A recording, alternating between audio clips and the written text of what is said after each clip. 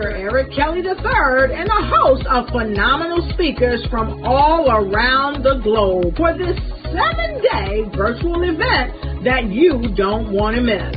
The mission of the Black Business Expo is to raise scholarship money from kids all the way from high school all the way from college. The Black Business Olympics is one of the largest Black business showcases in the world. It is an opportunity for businesses and companies to showcase their businesses globally. We are going to be giving away laptops up to $5,000 away to students.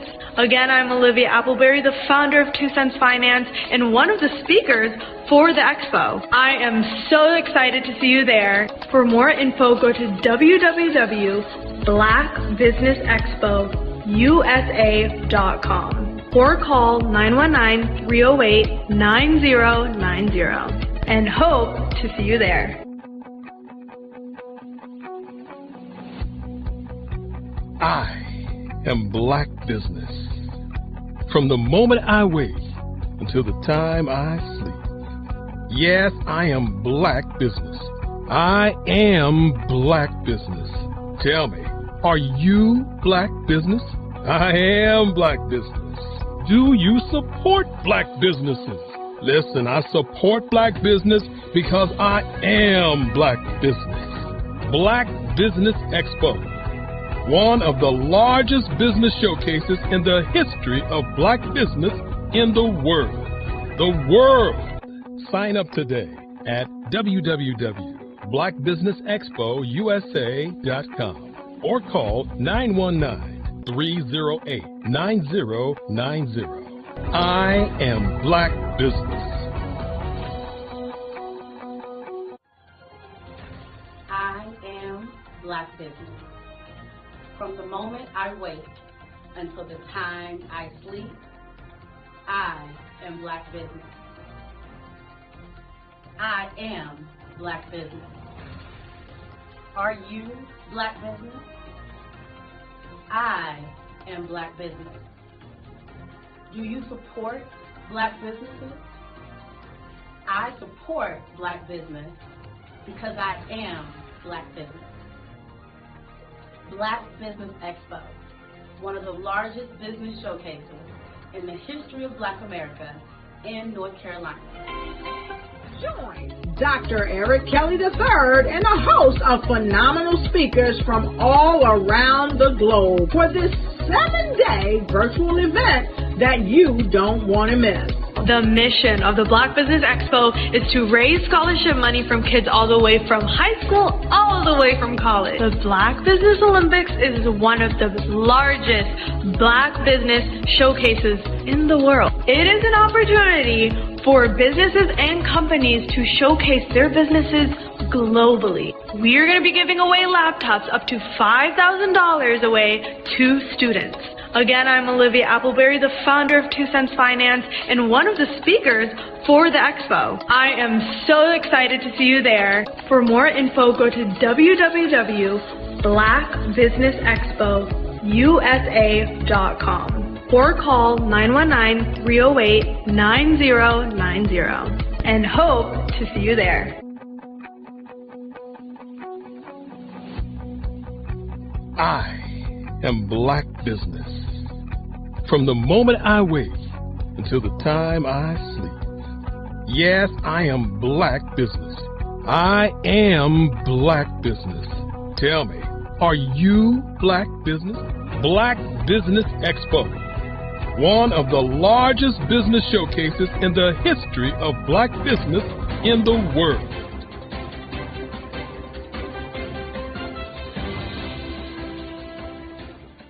Phenomenal Tanya T. Wise, who is here from the great state of Maryland.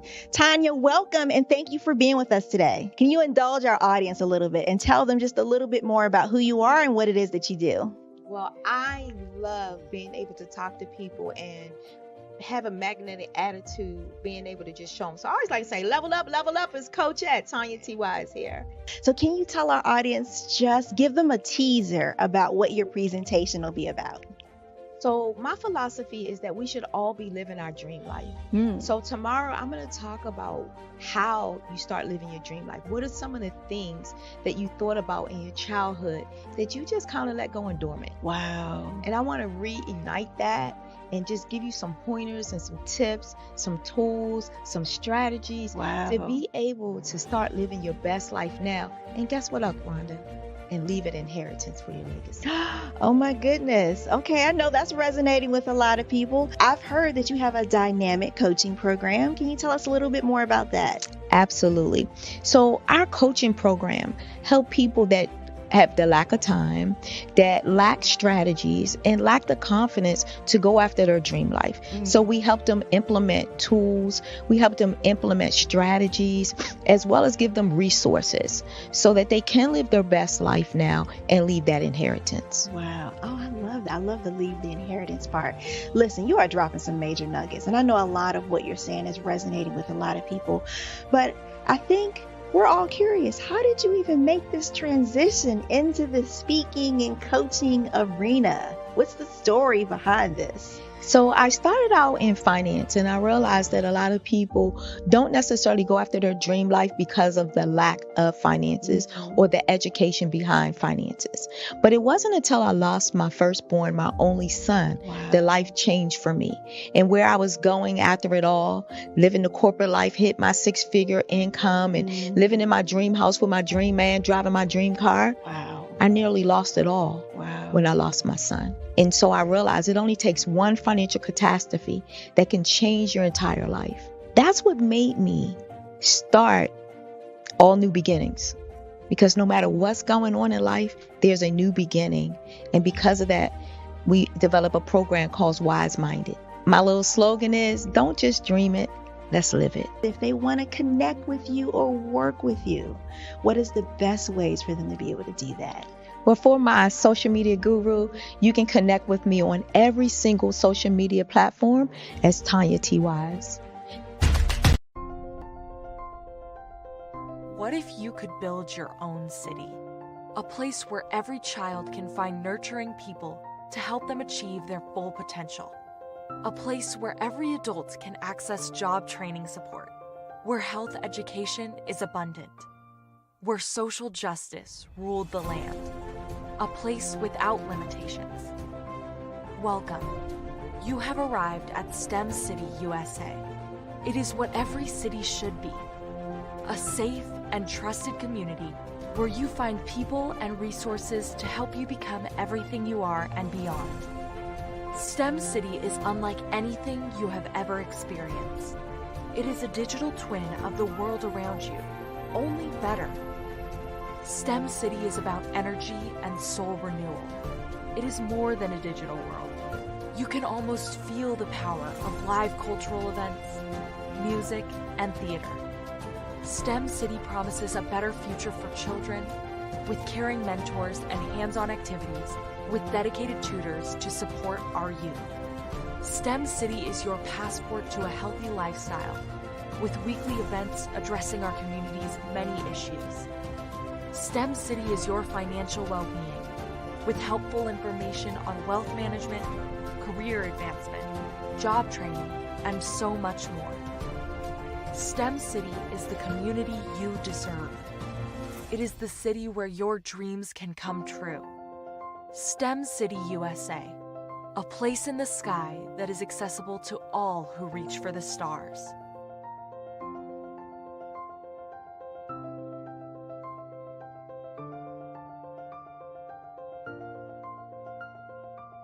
Artist to me is a creative expression of something from nothing. You know, it explodes onto the canvas, or it explodes on in my work. One of the things that I try to do more than anything is I try to just give the lines and the movements and emotions and expressions into what I do. Art really means to me a chance to express how I feel deep down inside. Most of my art begins as a thought that I might have, you know, whether it's sports, whether it's history, whether it's a woman or a man. It pretty much starts as an idea of thought before I get into the actual image of what I'm going to draw. I do a lot of historical pieces. I was a history minor in college, and I love to do history pieces. And a lot of times I'm thinking about history, and then I try to make that history impact you as you look at it. That's one of the reasons I do pictures so large. People ask me, why do I do the pictures so big? And I tell them, I want the piece to impact them as they're looking at it, to kind of dominate them, dominate their space. And most of my pieces I try to do off page. I don't try to do anything that's going to be in those four corners, or in a square. And I want your imagination to be a part of the piece that you're looking at.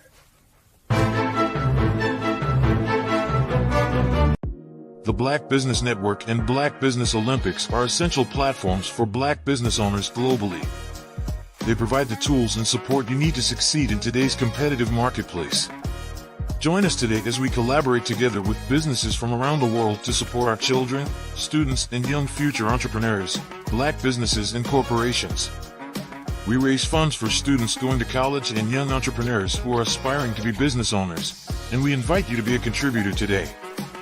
Visit the website www.blackbusinessexpousa.com to connect with and learn more about how the Black Business Network and Black Business Olympics can help you not only share your amazing business story to businesses, but also serve future generations. Hello, my name is David Jones, CEO and co-founder of the Hello LLC, where we help businesses build a culture, brand and experience, and leverage technology to pivot into Web3. Join the Black Business Network streaming live into Roku, Metaverse, STEM City, Black Multiverse Enterprises, Hulu, YouTube, iHeartRadio, Apple, Facebook, LinkedIn, Spotify, Twitch, and Google Podcasts. Tune in, turn on, and let's thrive.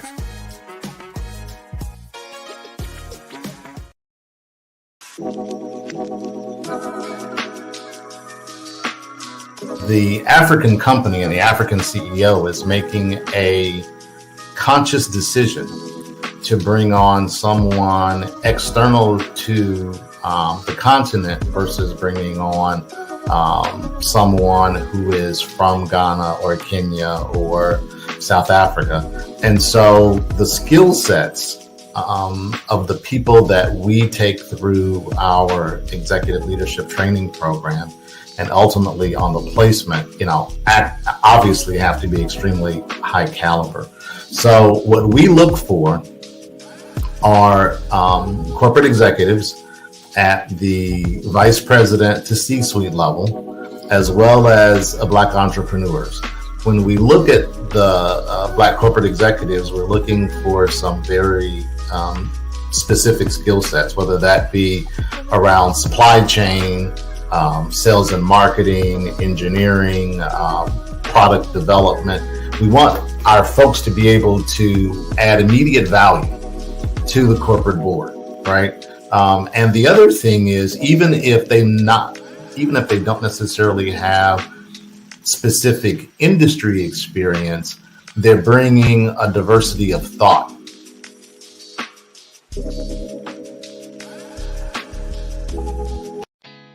Did you know women represent just 3% of Fortune 500 CEOs and less than 15% of corporate executives at top companies worldwide?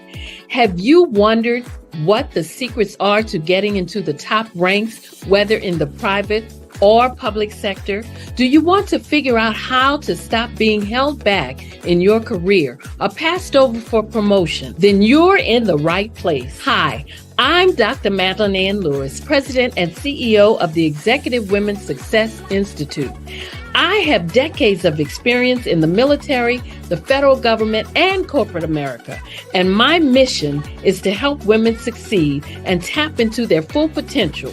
I want to reach 1 million plus women around the world to become the leaders they are meant to be. So if you want to move into a management or executive level position, or maybe you are a female veteran transitioning out of the military into business entrepreneurship, then reach out to the Executive Women's Success Institute at 301-693-3284. Let us get you on the fast track to success.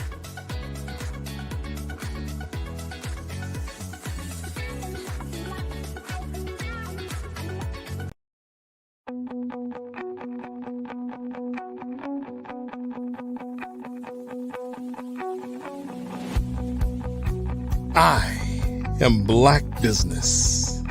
From the moment I wake until the time I sleep.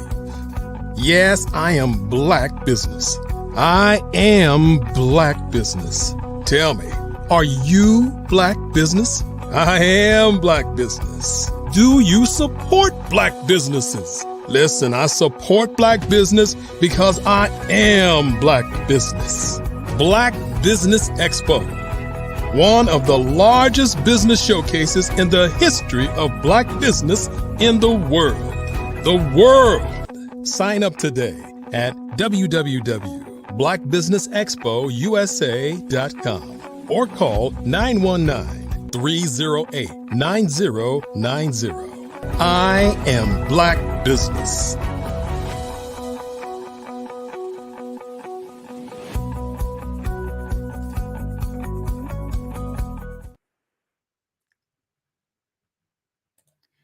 Great day, business owners, entrepreneurs, thought leaders, and corporations. Welcome to the Black Business Network. My name is LaShawn Powell. I am a certified event planner and the owner of Eventfully Yours, Sean, event planning and event management services. I am your business moderator for this evening on the Black Business Network. The Black Business Network is a 24-hour business network showcasing Black businesses, business owners, entrepreneurs, thought leaders worldwide. We have speakers from North Carolina, London, Singapore, Africa, Japan, and cities all over the United States. The Black Business Network is a global community sharing its business knowledge to empower, inspire, and educate businesses about business. Good evening again. Our next speaker is Dr. Steph Ardrey, DBA/JD, CEO. Dr. Steph Ardrey is the founder and CEO of Xenoverse Wellness Group, Inc., a global wellness organization formed to deliver wellness 1 week at a time through its meaty Spa Tales TM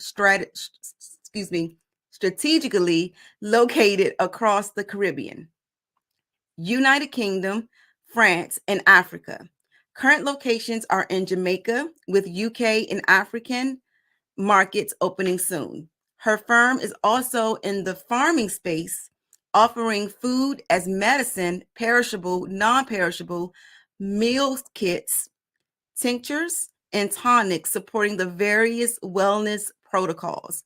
Dr. Ardrey codified her wellness delivery model as WASS/S, also known as Wellness as a Service/Solution. Xenoverse Wellness Group is a timely concept that was initially conceived when Audrey was just 14 years old. She imagined a wellness center. It is my honor and pleasure to present to you Dr. Steph Ardrey. Hi, LaShawn. How are you today? Hello, doctor. How you doing? I'm doing very good. Happy to join you this afternoon or early evening, depending upon where you are in the world. Yes, absolutely. Thank you for being here. And this evening, we're going to do what we call a fireside chat, where I give you a series of questions and you respond to them. You ready? Okay. Yes, that sounds like fun. Let's go. All right. So, Dr. Ardrey, my first question to you is, can you tell us about the inspiration behind founding Xenoverse Wellness Group, Inc., and the concept of delivering wellness 1 week at a time? Yeah, absolutely. Well, so my true inspiration is a result of my mom. My mother, we bought our house when I was 9, and she at that point was going to learn to cook. And she decided that she wanted to learn to cook in such a way that would ensure that I wouldn't have the typical chronic conditions that a lot of times people develop. So my elementary school was having a book sale, and I remember my mom bought 2 books. She bought a soul food cookbook, and she also purchased a book called Back to Eden. And it was back to Eden that she began to really learn about herbs and all kinds of things. And I was teased, my family said I'm so foo-foo because I don't cook many of the so-called traditional soul food dishes. And if I do, they're not made the way that they used to make them, right? They're a healthier fare for sure, and it became my philosophy that I needed to cook food that was good for you, looked good to you, and tastes good. So I couldn't compromise on any of those flavors, but I still wanted to deliver those outcomes. Well, tragically, even though my mother had the best intentions about, holistic care, and she had a wealth of books that she studied. Another one of her books was called Holistic Health. I mean, I have a whole library of my mom's books. The reason I have her library is tragically, she took a nap at the young age of 48 and had a brain aneurysm and died. And so that let me know how serious, life is, and how even with some of the best intentions, the stressors of life can take you out. And so I began to find myself on a path similarly with high stress, and really wanted to make sure that I sort of reset my intentions and said, as a real estate developer, and as I began to mature, I wanted to set my life. What will my life look like? I told my son, I want to make sure that I have the most healthiest experience in my later years. So what could I do to get back on track? Because I had fallen off track myself just with all the stress, long commutes, and all of those things.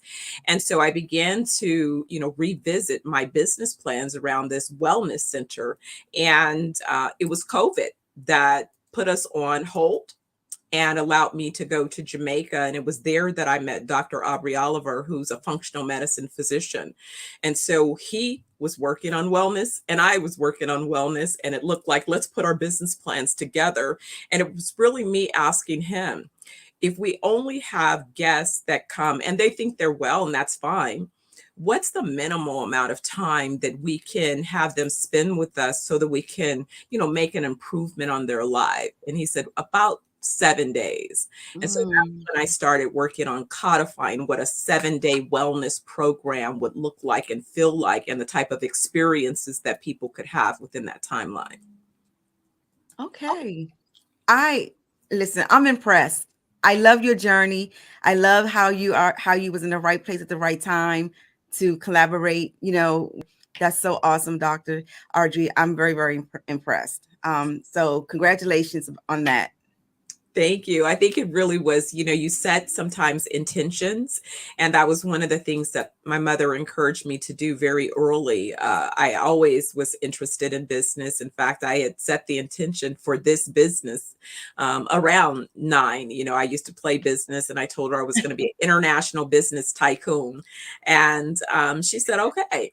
And even though she didn't know exactly how it was going to all take shape, one thing that I realized is that I'd gone along the journey, had built businesses, had exited those businesses. And after her passing, the year after her passing, I became a mother myself.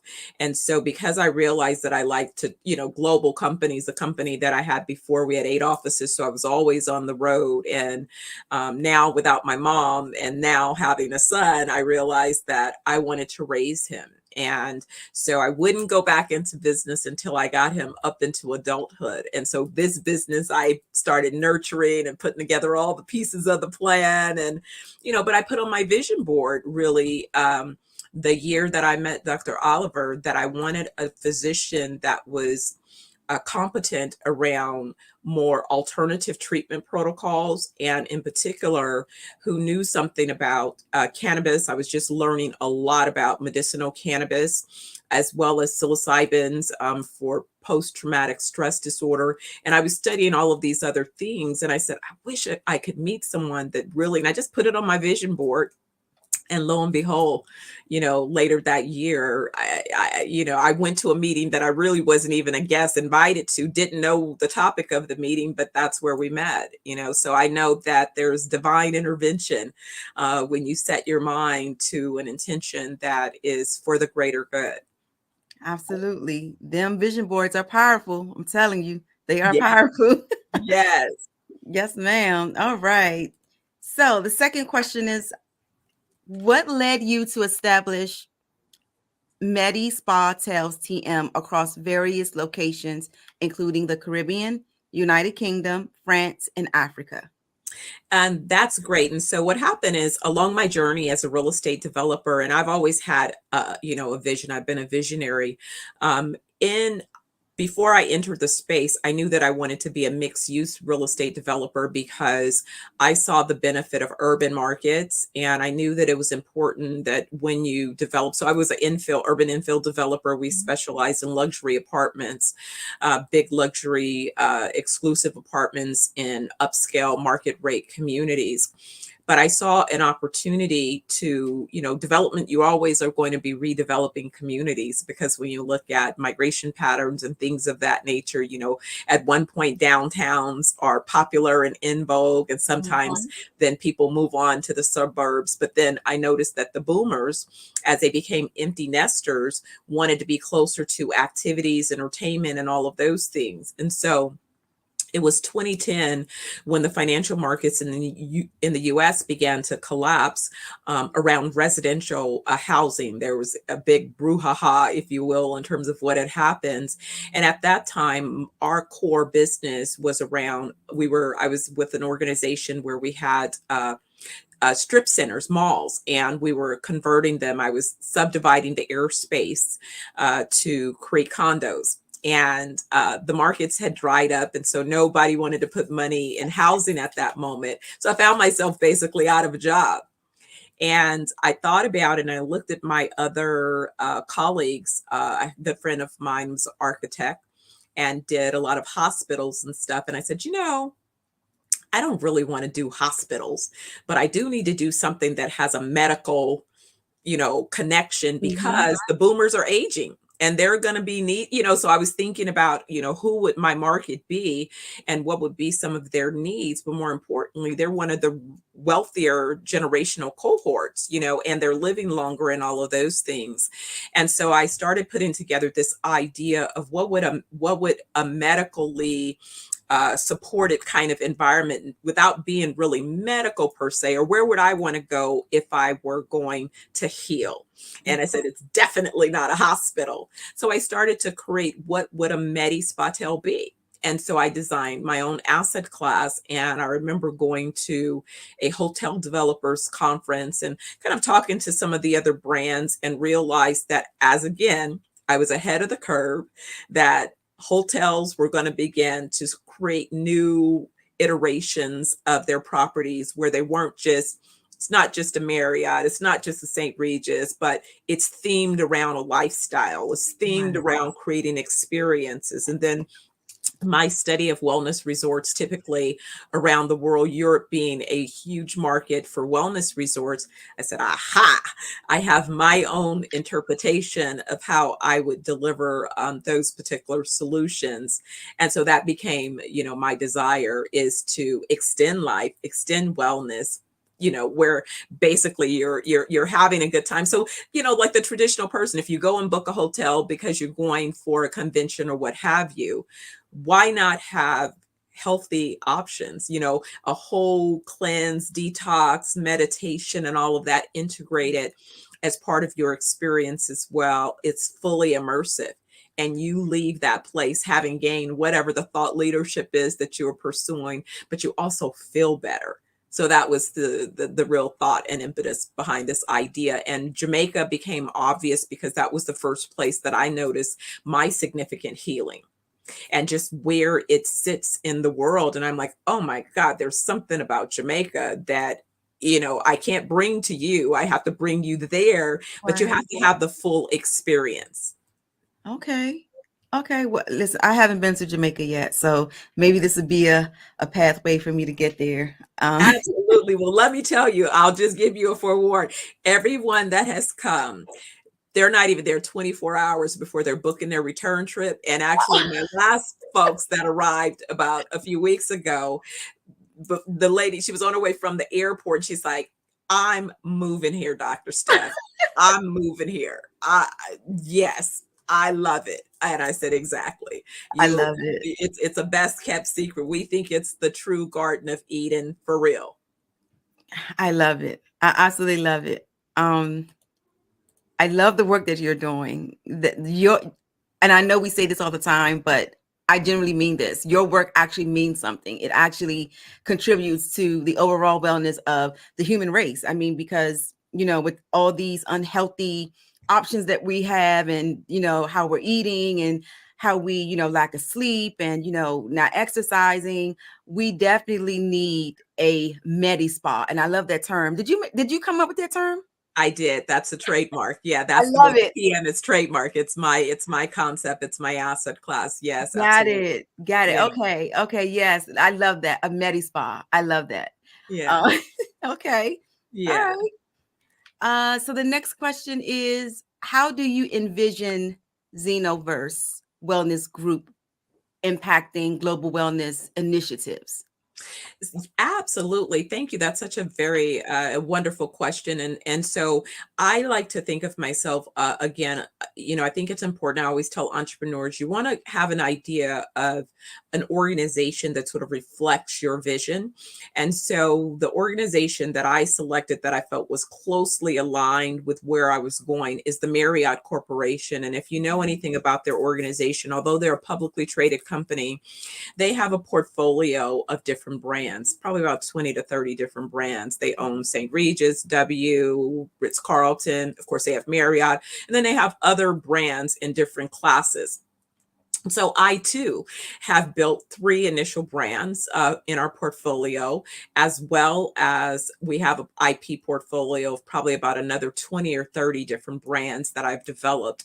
Before I was in real estate development, I owned a highly successful advertising and marketing communications agency where I provide solutions and strategies to Fortune 500 organizations, governments, and others around really branding and understanding not only business to consumer, but business to business and business to organizational type markets. So that foundation was what I built upon in my, entering into this space where you're creating space, you're creating places, right? Where people live, work, and play is what I used to say. And then I added live, work, heal, and play as part of our intention. So my initial brands, again, like I said, coming out of Jamaica, but really having a global emphasis, had a lot to do with not only my interests, but also Dr. Oliver having a strong footprint in markets. He has patients around the world. He's been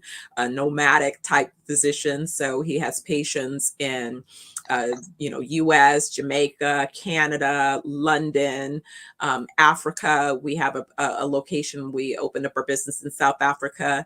And so, just developing all of those things, but along with it, wanting to make sure that we would have a robust supply chain of truly organic fruits, vegetables, and nutritional supplements, because that's really what I see is void for most people, is that you're consuming highly toxic foods.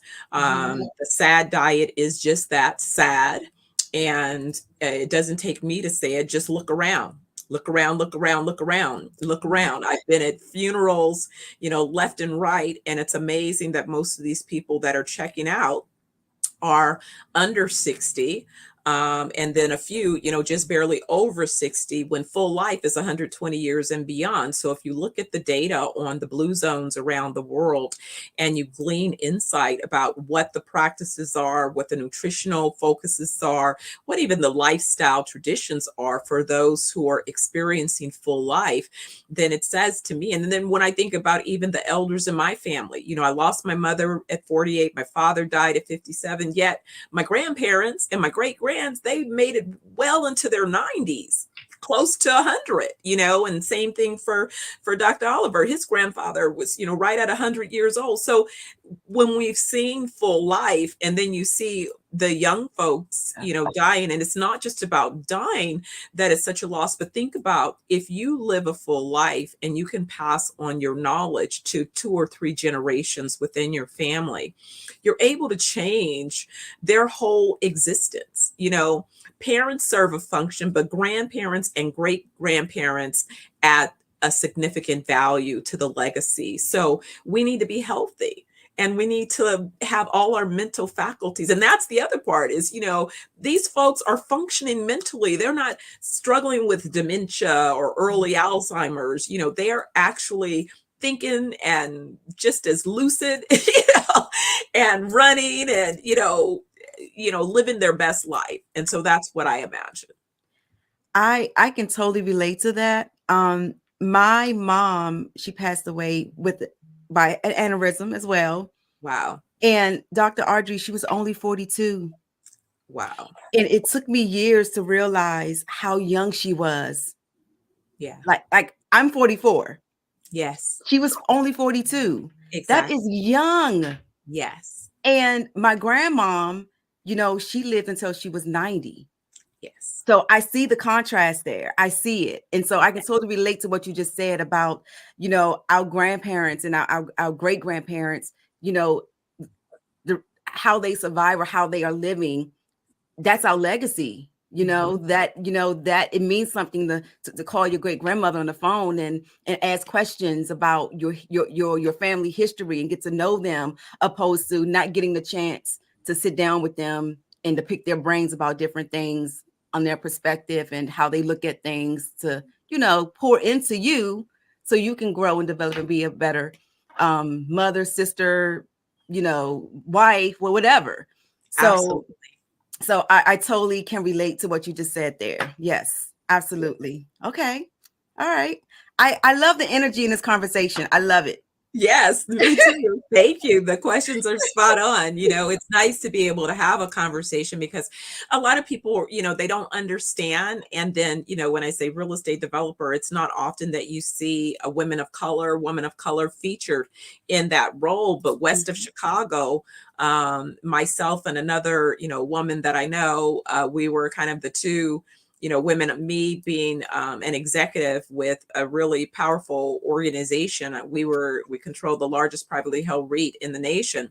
But I was the first and only woman of color ever in the highest ranking and all of those things. And so although people wanted to interview and tell my story, the owner didn't want, his best kept secret to really get out, and it's the same thing. And so it's like I've been controlling, billions of dollars, and again, you want to take and utilize your own expertise for your own benefit. And that really what this is about, is saying that, it's okay. I don't mind. I did, I paid my dues, making some other folks billions. Now I'd like to see what I could do for my own family and my own legacy. And because a lot of people can't get their head around it, it ends up being a very challenging conversation. I try to find them like, okay, let me think of who you've heard of. All right. So the guy that was president, yeah, he's a developer. So you know about him, all right? Besides this reality show, his business is construction and development. That's what I do. I have a hard hat. I have steel toes. I hire, all of those folks that do the design engineering. I oversee the construction from ground up. I negotiate and do all the entitlements, all of those things. Right. Yeah. Okay. I love it. You're right. You had your time, making other people money. Now it's your turn. Yes. So absolutely. Yeah. Yeah. Okay. This is a good one. So can you explain the concept of WAAS/S, aka wellness as a service solution, and how it informs your approach to wellness delivery? Absolutely. So it's probably a little bit of evidence of my little being a closet techie in a sense, but also being a true researcher. It's important for me to always measure outcomes. And I think that that's always been my interest. Fast fact, before I built up my full service agency, my first business was an event planning company. And I represented a number of organizations. And at that time, before full on tech around database and being able to quantify, I would quantify the work that I did for my clients, because really what I would do is kind of reverse engineer from what it is they wanted. So if I had a client that represented they had spirits brands. And so I would develop an on-premise and an off-premise program, on-premise being a place where you can consume the actual spirit, and off-premise being a grocery store, other place where you purchase things that you can't consume at that location. And so it was always important for me to connect the two so that we could measure, after I developed some type of program, did the consumption purchases increase? I remember early on, one of my clients, we did a cross promotion for it was a Warriors. It was another colleague of mine. He was the marketing agency that had developed the concept, and I executed the program. It was called Beat the Heat with the Taste of Paradise from Dole. So what we were doing was we were launching one of the Dole fruit brands at a Warriors game. They were playing the Miami Heat. It was at the Oakland Coliseum. And so not only did we give out coupons for people to go to the grocery store and purchase the juice, but during the halftime, we gave away a trip, I think, to Hawaii or something like that. So a fully integrated campaign that then the client could measure, well, how many people actually redeemed the coupons? Was that then a successful promotion? Did that brand get to market? How did that brand perform in market? So it's kind of been that reality. So with the wellness, I wanted a way to do that as well. So I've created technology that will allow us to track all of our protocols. So if you come for a wellness week, the first thing that we do is do an assessment of you. It's a non-invasive, but it reads the performance of all of your organs. And from that, we know what's happening. When I conducted a similar assessment of myself, I've had 3 so far. The first one revealed things like my brain was being poisoned by hair dye and too much stress, too much cortisol in my brain could have put me on an early path for dementia or stroke, like what my mother suffered from. There were, just kind of, thankfully, most of my organs were looking really good, but there were just some areas where I could recognize that I needed to get rid of excess sugar in my system. So we did a detox protocol to, remove all the excess sugar, to reset, my body and a number of things. And what I noticed is as I got extra metals and all of those toxins out of my system, not only did I begin to think clear, but I just began to see myself reverse in age and to feel better. I didn't realize that the reason I was having trouble running, for example, my knees it was toxins in my joints. So once we got those toxins out of my joints, now Doc is training me to run in the Masters races. So I'm going to be doing 60 meters and long jumps.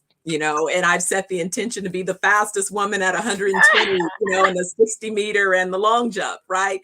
But it's just that kind of, idea and energy. I used to play tennis. I can't wait to learn tennis again, and get back out and, run around and have fun. And I'm learning golf. It's just kind of keeping your life active and knowing that you can live up to those activities because of your state of being. Oh, everything you just said is what do you call it, the wow factor, with like all the organs, the state of all your organs. I love that. Twice a year I do a cleanse. It's a detox cleanse, and it's a tea that I have, and it's called a parasite cleanse. So it's like one of the most extensive cleanses that you can do because it hits all of your organs. And I do that twice a year. I try to do that twice a year. That's just my little, goody two shoe type thing that I try to do for, the long-term health of myself. Right. But I know it's so much more that I can be doing. And I know that for a fact, doctor. So I applaud you for even doing it twice a year, because I'm telling you, a lot of people don't have a detox regimen at all. And so, twice a year is great. That's a great, foundational start. There's people who've never detoxed their bodies. Yeah. And it's like, wow, can you imagine just if you think, pipes in your home, right? They eventually clog up with waste. So Yes. if you Yes. haven't flushed them off, those parasites are feeding off of parasites on feeding off of parasites. Yes, You don't know doctor. what's in charge of your body. Yes, absolutely. Absolutely. And it's funny because now I've been doing it for about 3 years now, about 3.5 years, 4 years. But now my body knows when it's time to detox. Like I actually start to crave a detox around the time that I usually do it. And usually I do it around like the end of the winter going into the spring. So around what is it, March, April, I start to crave that detox. And I'm like, okay, you know what? It's April. It's time to go ahead and get that detox. So it's funny how you adjust to different things and how you become, I guess, I don't want to say consumed with, but your body just gets used to things that you repeatedly do, on a consistent basis. So I guess my mind sends those signals to my body. Okay, it's time to detox. It's that time of year to detox. So Absolutely. Well, I applaud you and I want you to continue. And I can't wait till you come to Jamaica because, you're going to have us on your radar too. Yes, absolutely. Absolutely. I definitely want to visit your space in Jamaica. I really, really do, doctor. Wonderful. Wonderful. We'll love to have you. Thank you. All right. So the next question is, what motivated you to enter the farming space and offer food as medicine products?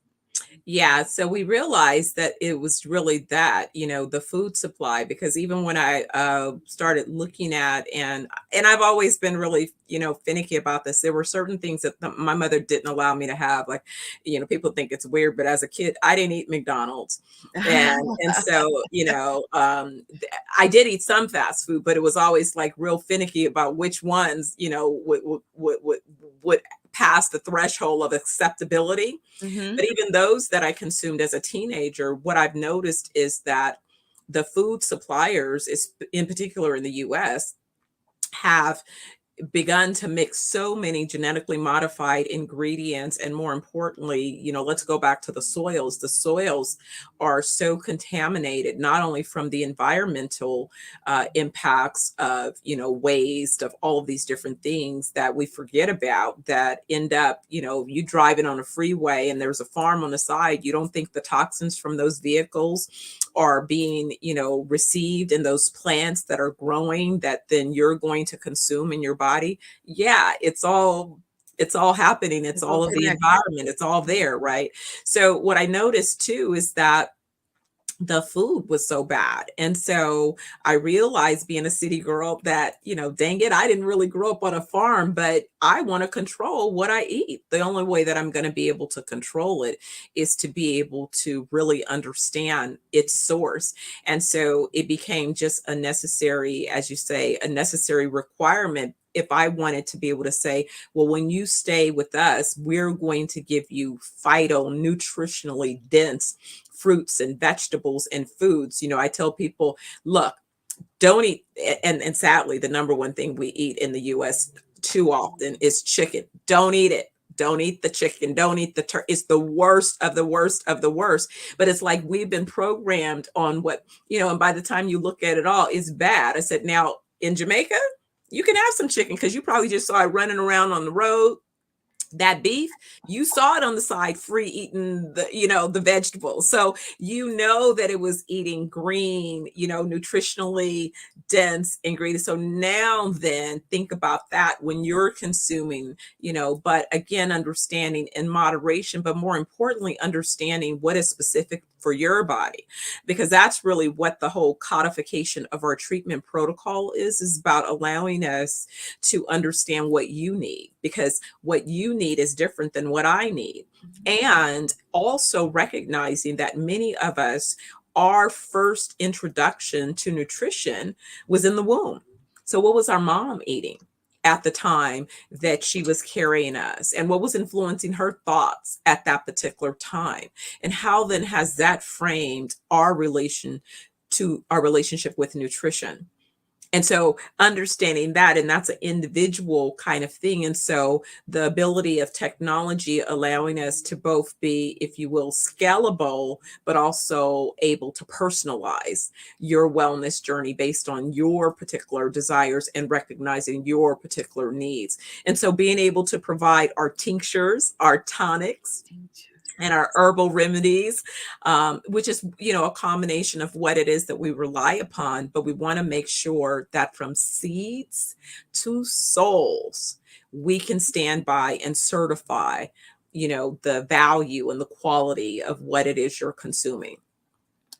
Okay. All right. So what I just took away from what you just said is the thing about chicken, because I don't consume pork, right? I don't do pork, and I only do beef, like maybe like red meat, like once in a while, but that's not part of my everyday, menu or my everyday regimen. But chicken is something that my family and I consume a lot. So So it's the worst because it's been so modified, and what we're seeing is sadly a tremendous increase in prostate and other female related conditions, cancer.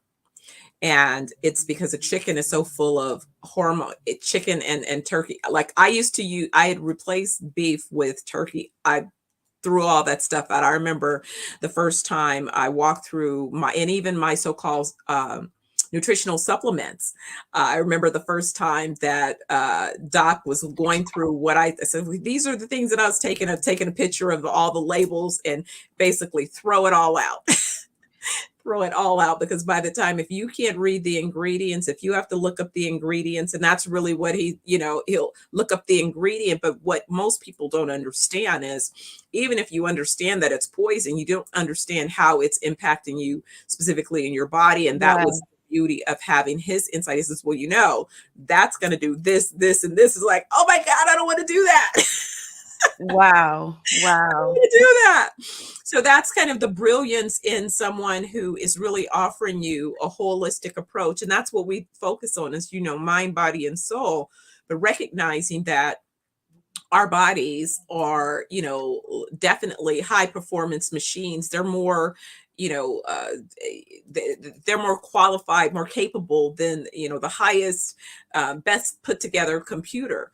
But you must provide your body with what it needs in order for it to heal itself. Yeah. Exactly, and to function at its intended level of performance.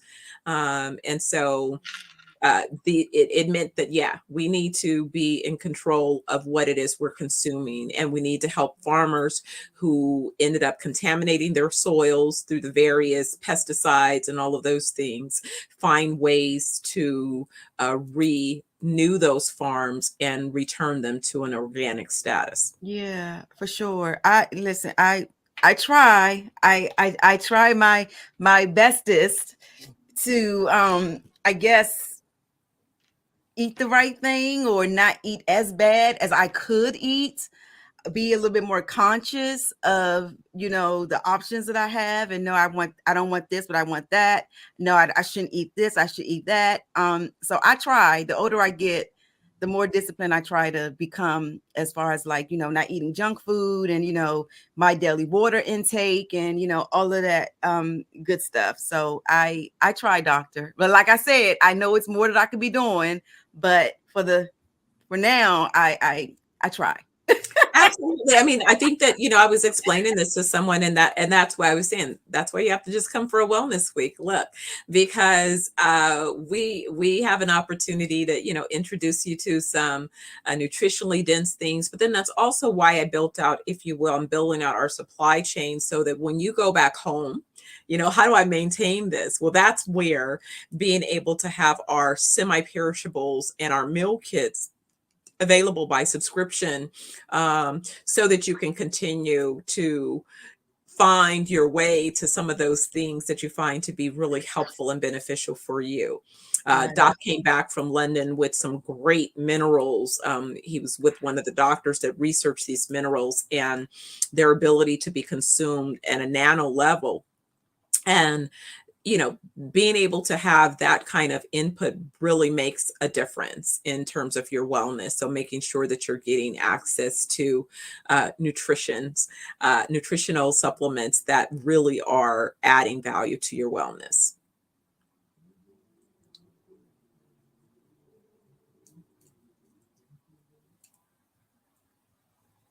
Well, hopefully everyone that's here and listening today and hearing us discuss, the wellness, the idea is just that, thinking about your mind, body, and soul, and how can you, live to 120 and beyond, and what would help you get there. Okay. All right. Awesome. Awesome. Well, unfortunately, that's all the time that we have. But thank you so much for all the information. I am taking away a lot. I really, really enjoyed meeting you. It was a pleasure. And I will be in touch because my husband and I were coming to Jamaica. Okay. Wonderful. I can't All wait right. to have you. All right. All right. Genius is common. See you on the other side. All right. Take care.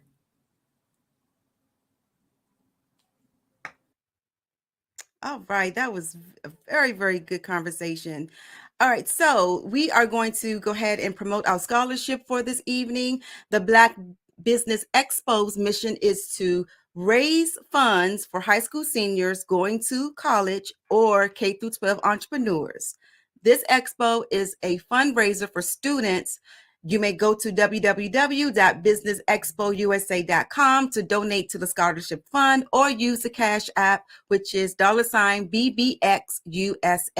Our goal is to give laptops and up to $5,000 to 10 students. Students can register online at www.blackbusinessexpousa.com. Every dollar counts, so we want to remind you to donate to the scholarship today. We would like to thank our Black Business Expo USA sponsors for the month of March. We have NC 100, Moody Capital Partners, Suede Soul, the Hello LLC, Lotus Roche Coaching and Training, Carolina, Virginia Minority Supplier Development Council, Step Management, 5-Star BDM Media, Barbara H. Smith LLC, Margie McLean Foundation Inc., Genius is Common, Earth Essentials, Melaine Shawnee Global, Executive Women's Success Institute, the Quality Coaching Company, Superwoman Business Services, Creative Force Studios, Lee Entertainment, Artistic App Design, and of course, Black Business Expo USA. Genius is Common, and I'll see you on the other side.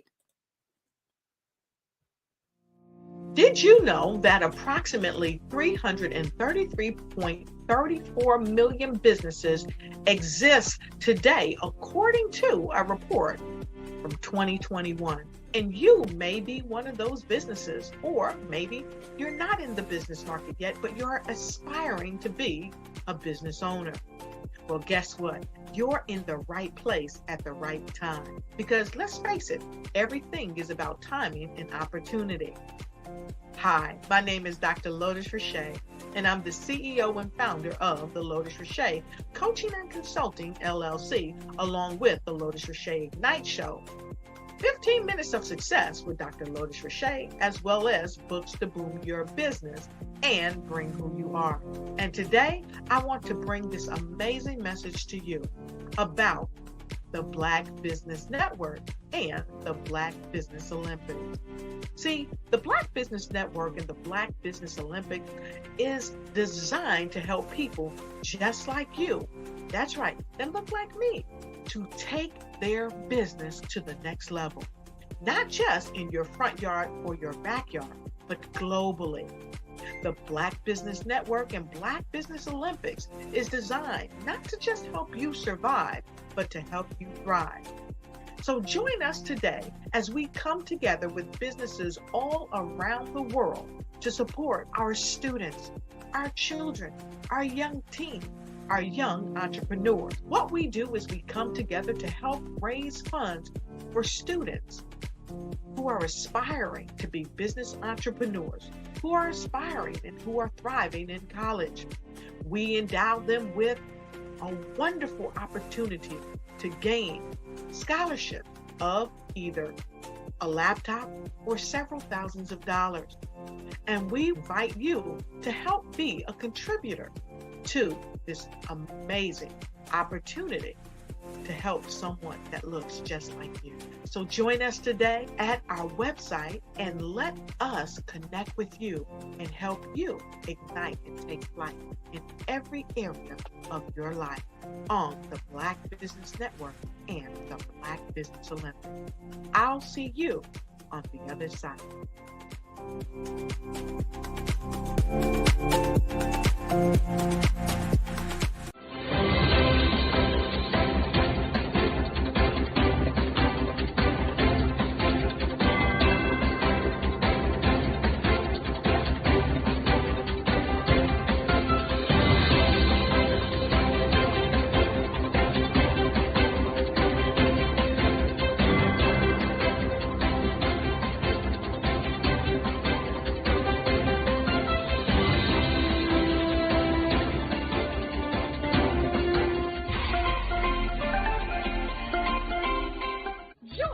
Dr. Eric Kelly III and a host of phenomenal speakers from all around the globe for this 7-day virtual event that you don't want to miss.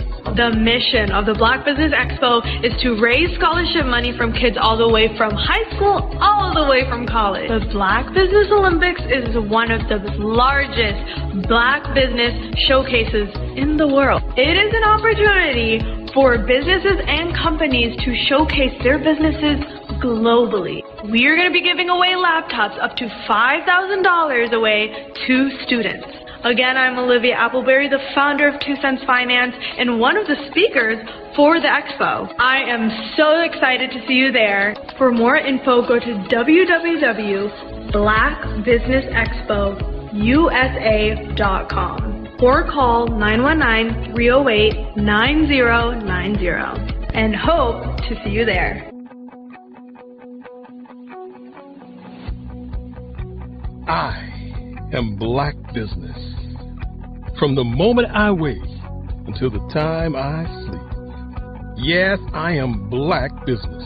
I am Black Business. Tell me, are you Black Business? I am Black Business. Do you support Black businesses? Listen, I support Black business because I am Black Business. Black Business Expo, one of the largest business showcases in the history of Black business in the world. The world! Sign up today at www.blackbusinessexpousa.com or call 919-308-9090. I am Black Business. I am Black Business. From the moment I wake until the time I sleep, I am Black Business. I am Black Business. Are you Black Business? I am Black Business. Do you support Black businesses? I support Black business because I am Black Business. Black Business Expo, one of the largest business showcases in the history of Black America in North Carolina. Join Dr. Eric Kelly III and a host of phenomenal speakers from all around the globe for this 7-day virtual event that you don't want to miss. The mission of the Black Business Expo is to raise scholarship money from kids all the way from high school, all the way from college. The Black Business Olympics is one of the largest Black business showcases in the world. It is an opportunity for businesses and companies to showcase their businesses globally. We are going to be giving away laptops up to $5,000 away to students. Again, I'm Olivia Appleberry, the founder of 2 Cents Finance and one of the speakers for the expo. I am so excited to see you there. For more info, go to www.blackbusinessexpousa.com or call 919-308-9090 and hope to see you there. I am Black Business. From the moment I wake until the time I sleep. Yes, I am Black Business. I am Black Business. Tell me, are you Black Business? Black Business Expo, one of the largest business showcases in the history of Black business in the world.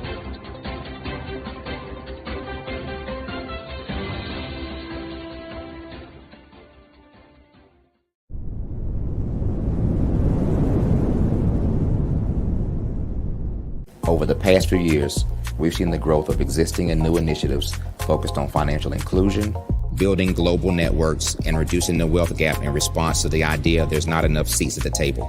Whether their outcomes are to increase the representation of Black executives on corporate boards, ensure an inclusive global economy, or to create new U.S. African commercial pathways, the strategies are often carried out by separate programs. The question is, should they be? With the continent of Africa being home to more than half of the world's fastest growing economies, the youngest workforce, over 400 companies generating more than $1 billion annually, 700 generating more than $500 million annually that are poised for growth, and being the destination of nearly $5 billion in venture capital in 2021.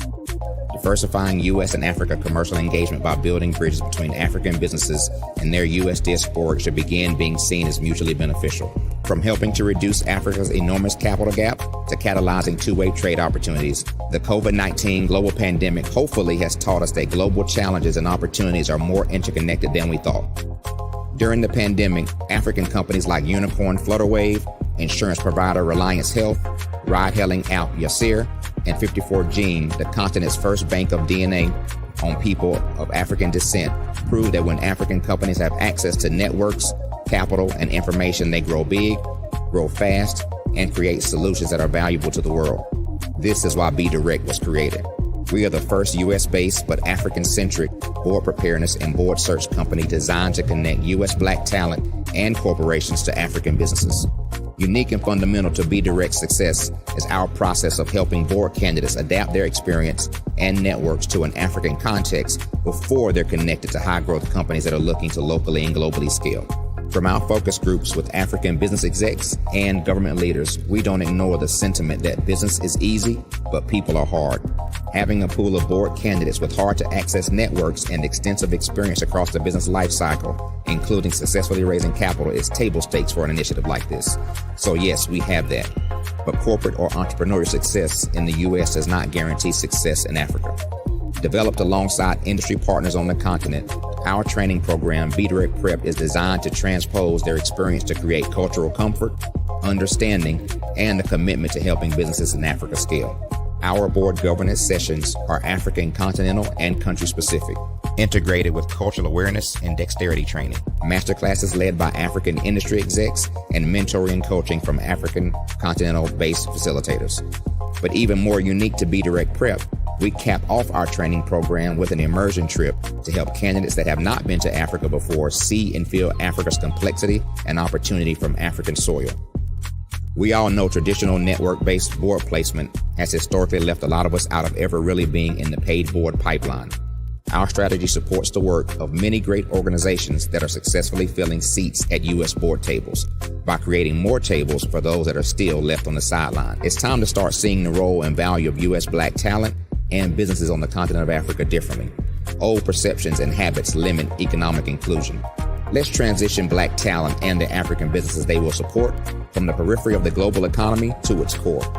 Living in a global lockdown, we all know now how fast local and global economies can change, and see the value of having businesses that hire, strengthen local value chains, and even grow globally. Status quo in any form holds back progress. We must democratize U.S.-Africa commercial engagement by socially and economically connecting cultures that have long been disconnected. It's time for Africa's U.S. diaspora to redefine their global value by helping African businesses scale continentally and globally.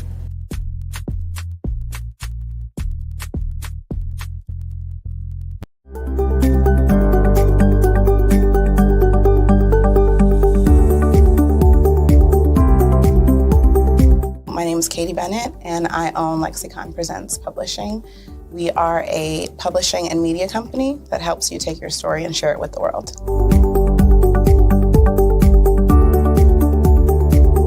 You know, for a while, I just had my family telling me to just hang it up, get over it, you know, and I had no support. And it was in your program that I really understood the necessity for having that help, having that support. And so now I actually feel like a CEO as we scale, as our clientele changes, as my company is opening doors for other people to, you know, take care of their families. It's just completely changed from just a mom who was publishing books.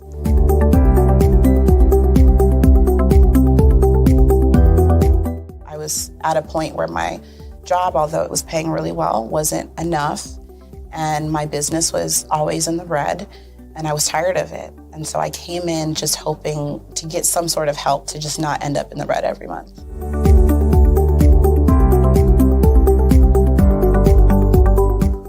Ooh, wow. Okay, so there was one in particular, I cannot remember his name, but he asked me, he said, why are you in business? And I told him that I wanted to make a difference and I want to help my community. And he let me ramble on for a while.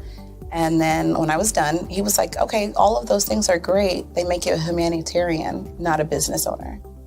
And he was the one who told me, he's like, you know, you have this great service and you're offering it at like a great value price.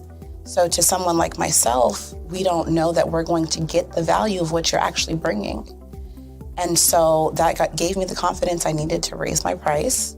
It gave me the confidence to go after my, you know, my actual client that I actually prefer to work with. And it really just changed everything for me. I don't think without him kind of giving me that push, I don't think I would have gotten to this point or position.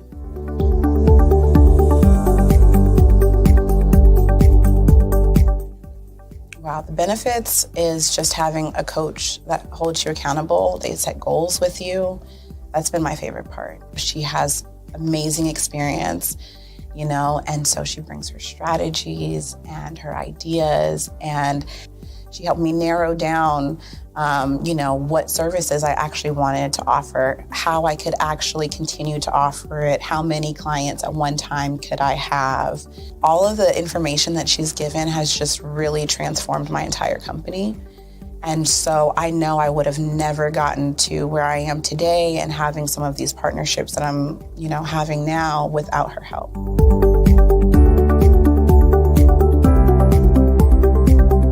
You're going to get information that you're not going to find on YouTube. You actually take the time to strategically give us the information, then give us time to actually apply it. I would also say that so that you're not just out on a ledge alone trying to figure this out. Like, you deserve to be in a community with other people who also want to grow their business.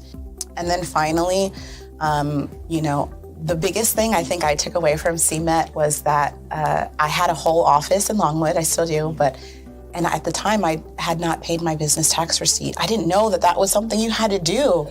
So that was like one of the first couple days of information, and I'm like, oh my gosh, let me go get that together right now. So I'm really glad that, you know, CMET was there for myself, and, you know, anybody else who has the opportunity, they need to do it.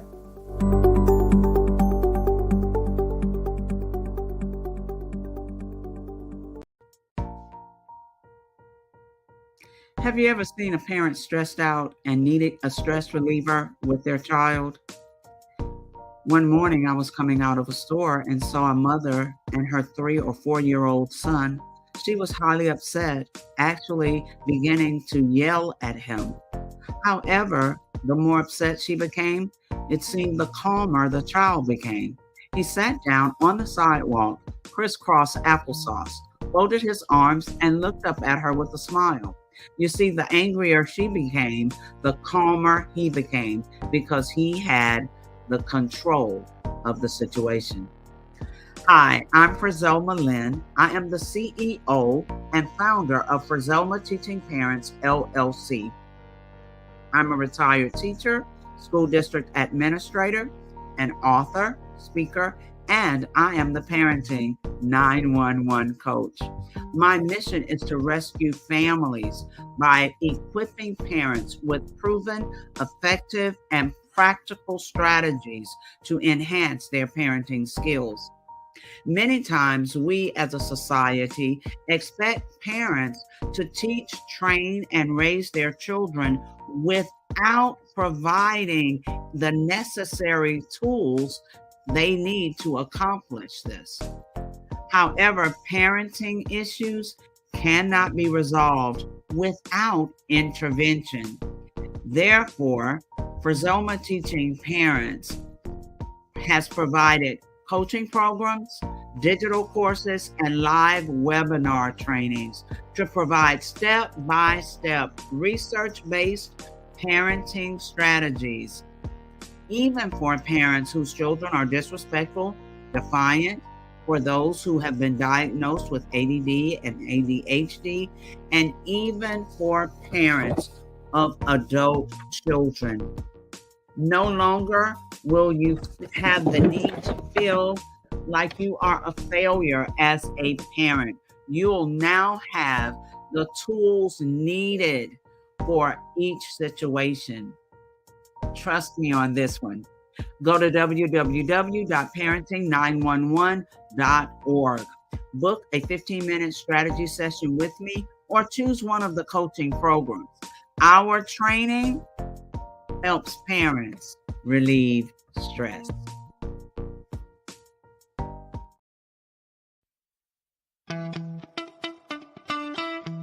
How many times have you been asked to help someone you didn't even know, a student, a business entrepreneur, or did you ever even ask, where did they end up?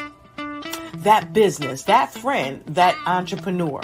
Well, just maybe they ended up in a gang, bankrupt, homeless, or worse, dead. Maybe they turned to crime, drugs, and alcohol. Did you ever wonder? Did you destroy their dream, or was your life always so easy? At the Black Business Olympics, we started a movement to help students complete. Give them hope and foster success. Help them to leave their dreams of providing laptops, computers, and up to $5,000 in scholarship funds. Today, we ask you to help a student, a business owner, or an entrepreneur to realize their dream by sponsoring them, supporting them, and buying from them. Consider this. With $1.6 trillion in our Black community, we only ask for a small donation for our students, our businesses, and our entrepreneurs. And you can change a life today. So I ask you, what are you going to do? Sit on the sideline and watch our students in high school be leaders, miss out on their dream from lack of resources? Or are you going to donate to the movement and change their future and yours as well? Give us a call today at 919-308-9090. Change their life by investing with action to the Black Business Olympic Fund. The Black Business Olympics, one of the largest business showcases of Black business in the history of the world.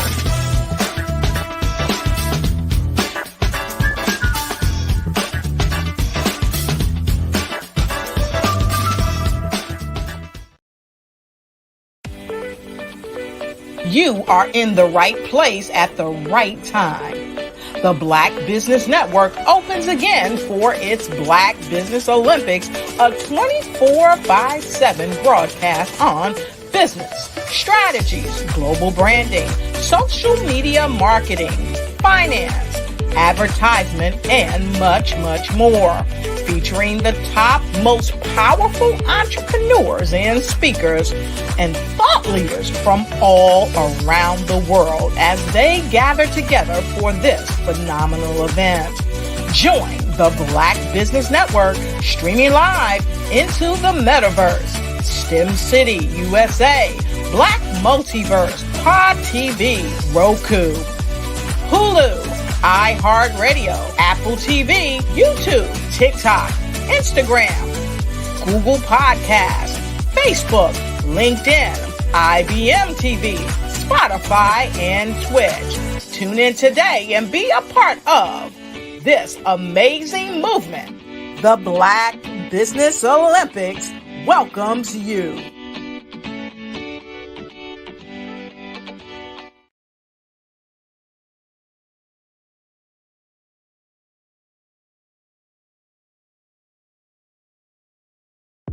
The Black Business Network and Black Business Olympics are essential platforms for Black business owners globally.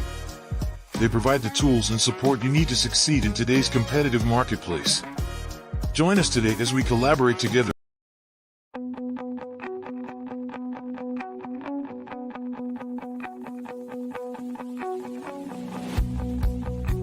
I am Black Business. From the moment I wake until the time I sleep. Yes, I am Black Business. I am Black Business. Tell me, are you Black Business? I am Black Business. Do you support Black businesses? Listen, I support Black business because I am Black Business. Black Business Expo, one of the largest business showcases in the history of Black business in the world. The world! Sign up today at www.blackbusinessexpousa.com or call 919-308-9090. I am Black Business.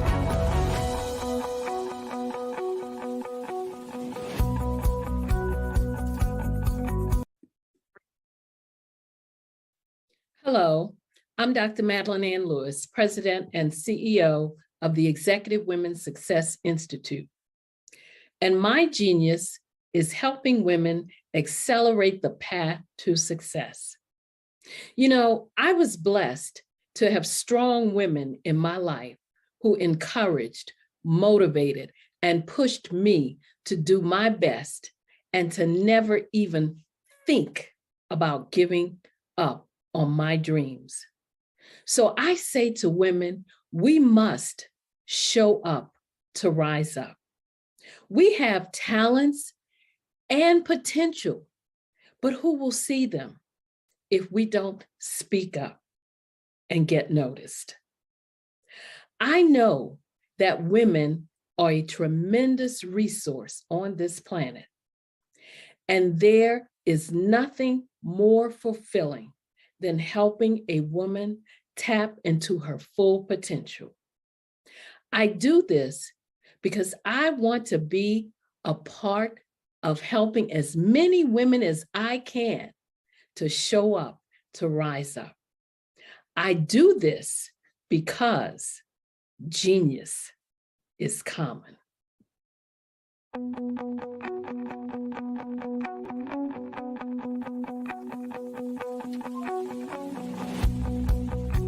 I am Black Business. From the moment I wake until the time I sleep. Yes, I am Black Business. I am Black Business. Tell me, are you Black Business? I am Black Business. Do you support Black businesses? Listen, I support Black business because I am Black Business. Black Business Expo, one of the largest business showcases in the history of Black business in the world. The world! Sign up today at www.blackbusinessexpousa.com or call 919-308-9090. I am Black Business.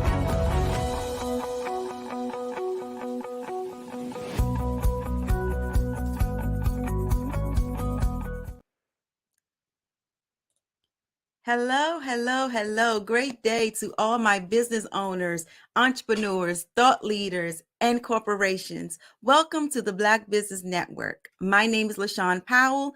I am a certified event planner and the owner of Eventfully Yours, Shawn, EYS, Event Planning and Event Management Services. I am your business moderator for this evening on the Black Business Network. The Black Business Network is a network is a 24-hour business network showcasing Black businesses, Black owners, Black business owners, entrepreneurs, and thought leaders worldwide. We have speakers from North Carolina, London, Singapore, Africa, Japan, and cities all over the United States. The Black Business Network is a global community sharing its business knowledge to empower, inspire, and educate businesses about business. Fortunately, I am your next speaker. Again, my name is LaShawn Powell, and I am a certified event planner.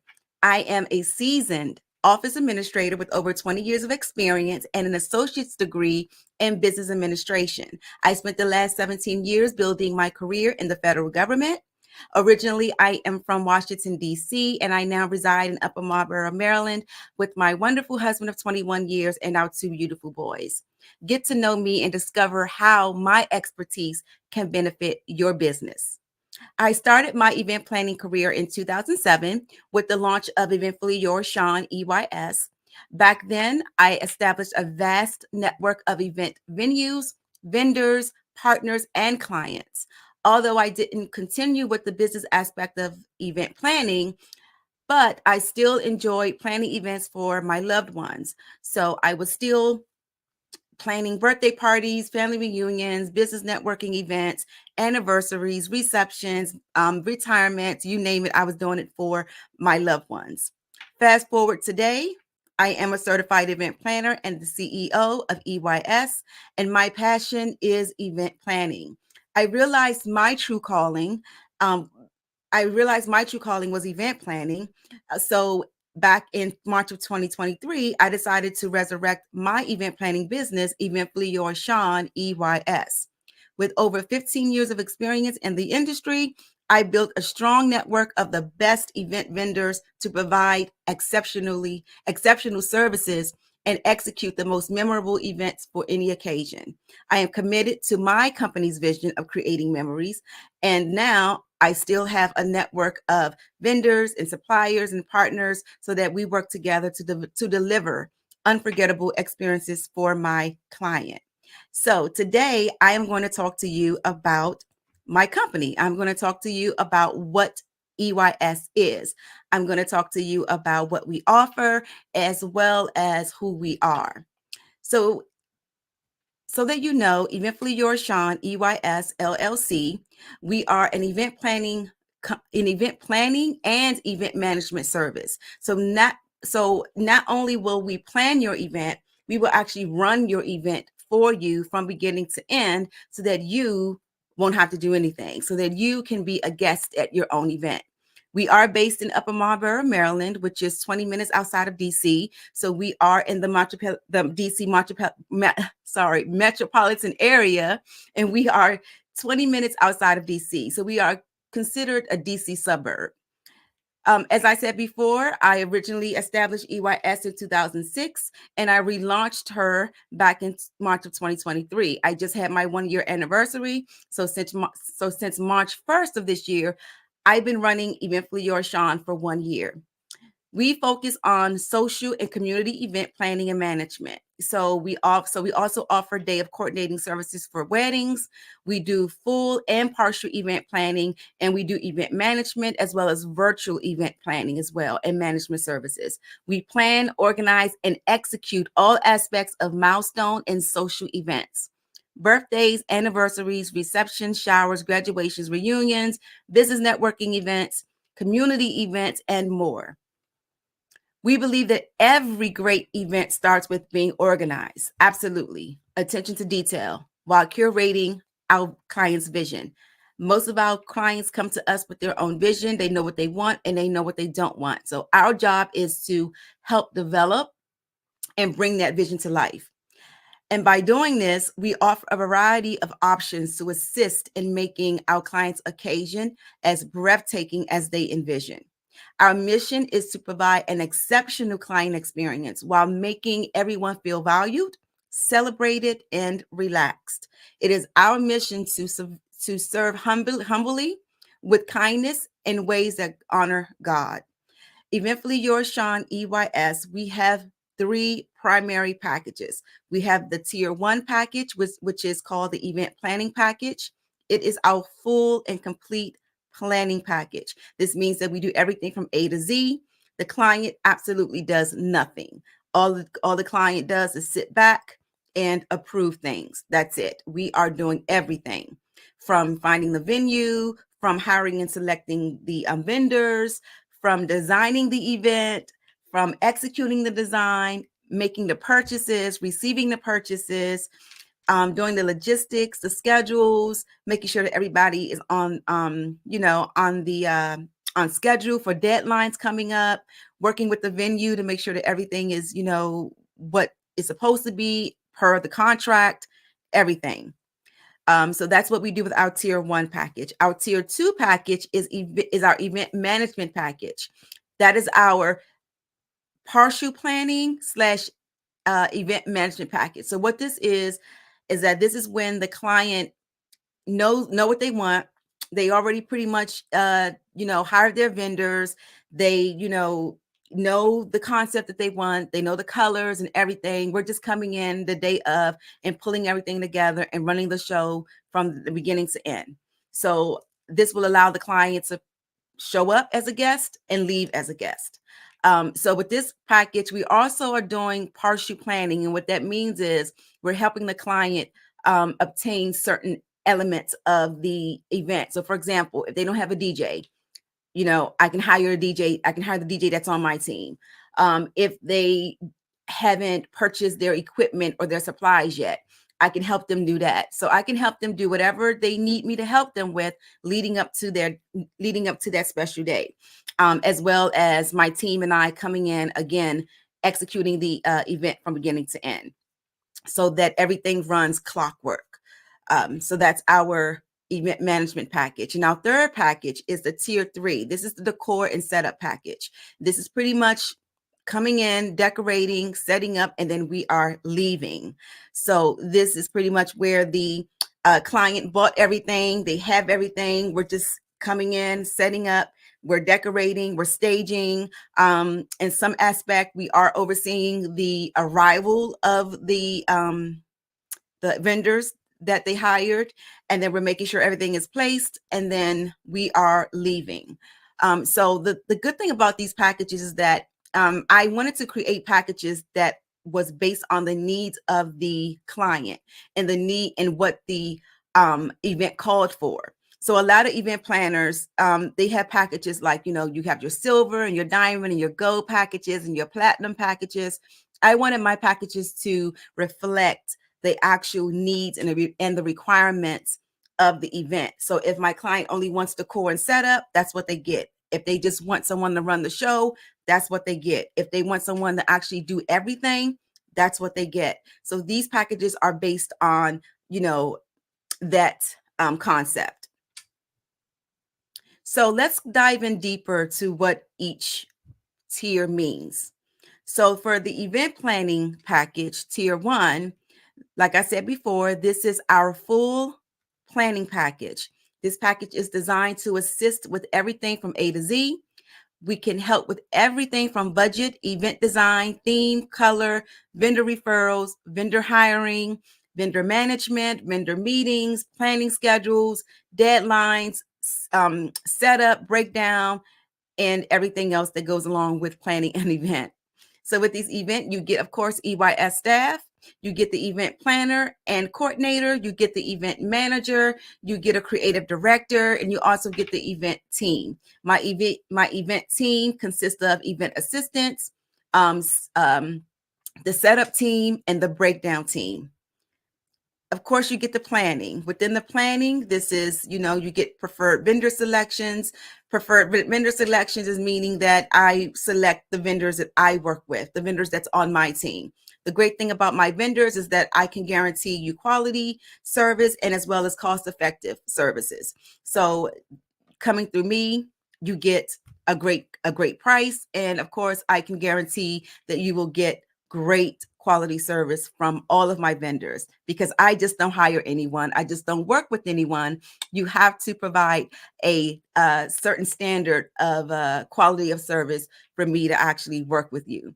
Hiring the vendors, venue selection, site visits, event schedule, planning, timelines, checklist, confirm vendor details, logistics, cost, day of logistics contract review. We do contract review, of course, to make sure that, we are advocating thoroughly for our client. We're doing budget assessment and oversight. We're helping you develop your budget, because a lot of people come with, well, let me just say, a lot of high-end clients, or a lot of clients don't have problems with spending money. They know exactly, what goes into the whole event planning process. They have no problem with the budget. I don't have to develop their budget, because they know it's a minimum of $10,000 to just plan, a milestone birthday party. They already know that. So they already budgeted for that. So when they come to me, the budget is not an issue. Now, on the other hand, I do get some people who don't know what an event budget should look like, which is fine. So I'm here to be as transparent as possible. And I'm also here to guide you and let you know if your budget is realistic or not. And I'm here to let you know if your budget matches your vision. And sometimes it does. It doesn't. So I have to be the professional and be as transparent and upfront and let you know what it is. So we also do party favors, guest and RSVP management. I know some of my clients don't want to deal with RSVP. Client status reports. I do provide my clients with status reports, letting them know where we are in the process. Ordering and receiving event supplies and equipment, overseeing of client purchase and decor, customized venue floor plans and layouts. We do create the floor plans, and the layout is part of designing the event. Vendor reminders. Of course, I work with my vendors very closely, so I am sending out logistics to let them know what time to arrive, the location and the hours, and to, of course, ask them what they need to get their job done. And then, of course, with this package, you also get something called event coordination and management.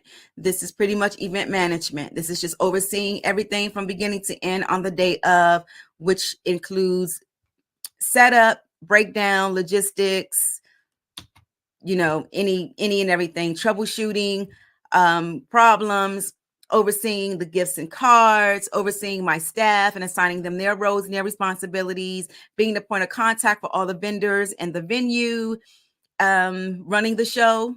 I oversee and manage what we call run of show, which is also it's just a fancy word for event schedule, just making sure everything is on time, on point, everything is running like clockwork. And then you also get event setup with this package. Event setup consists of things like all of the tables, right? You have your guest tables, you have your guest of honor tables, you have your food stations, you have cake tables, centerpieces, decorations, card tables, gift tables. I mean, any and every table that you can think of at an event, we're responsible for setting that up, which means physically setting it up and also decorating it. We also do centerpieces. Every table design to me should have a flawless centerpiece. So we are responsible for centerpieces.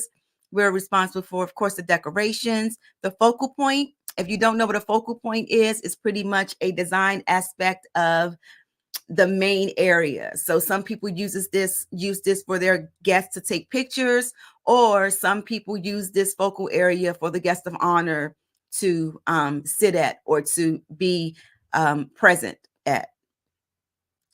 Tables and chairs, table signage, rental furniture, pretty much everything. Yep. So that is our full planning package.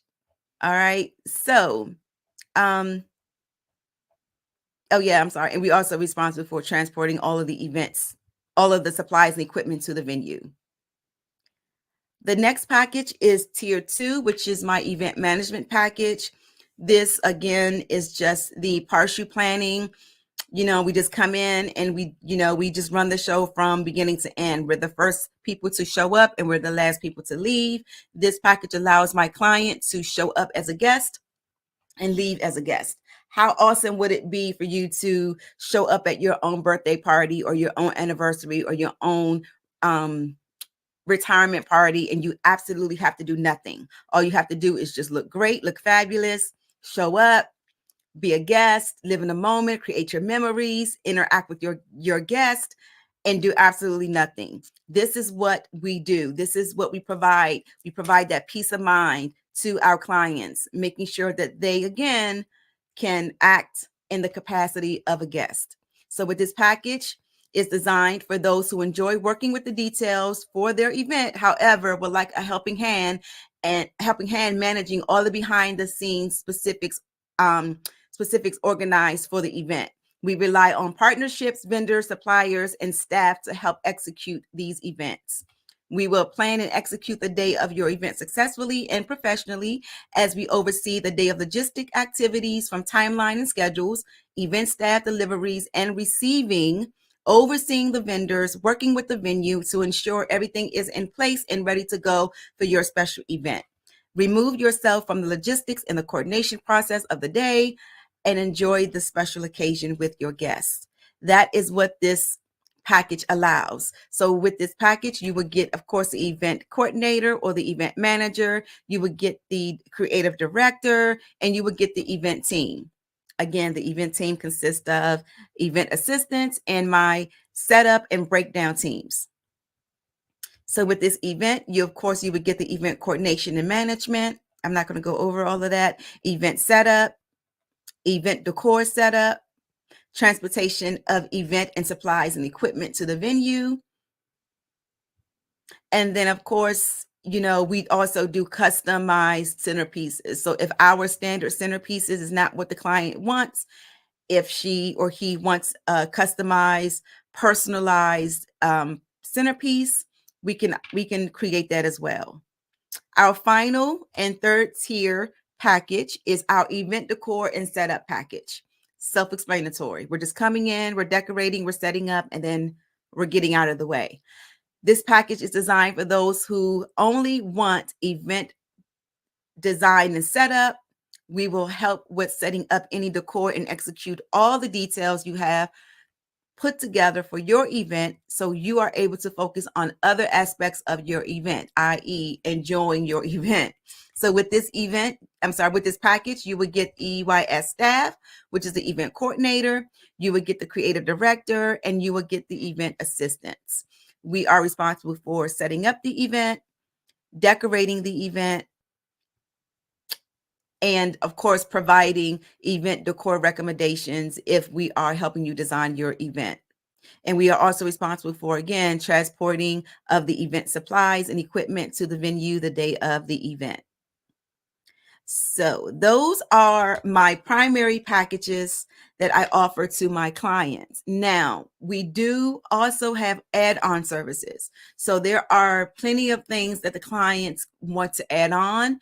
Maybe they want tier 3, and of course, tier 3 only comes with the setup and the decoration. Maybe they want custom design centerpieces with that. Maybe they want us to help with the RSVP management. Or maybe they just want us to do, the custom party favors, or help with the seating chart. We have these add-on services so we can fully assist them with their needs. So my add-on services are custom design centerpieces, event design and concept, transport of event supplies, and actually most of my packages, all of my packages have that in there. However, maybe they don't want a package. Maybe they want to a la carte it. So transport of the event supplies, RSVP management. Maybe they're looking for hotel block management, seating charts. Maybe they want party favors, thank you cards, or maybe they want us to help them with the welcome sign, or maybe they want us to do their balloon design. So these are add-on services that they could add on. Rental items. We do have a rental program or rental department, I should say. So we do rent out things. So we rent out table linens. Table linens will be your tablecloths and your linen napkins. Okay, so we have those in stock to rent out. We also have chair covers. We also have chair sashes. We have charger plates. We have throne chairs that we rent out. We have an acrylic table that we rent out. We have acrylic columns for you to decorate. We have those. We have all the marquee numbers 0 to 9. We have centerpieces that we can rent out. They are standard centerpieces. They're not custom.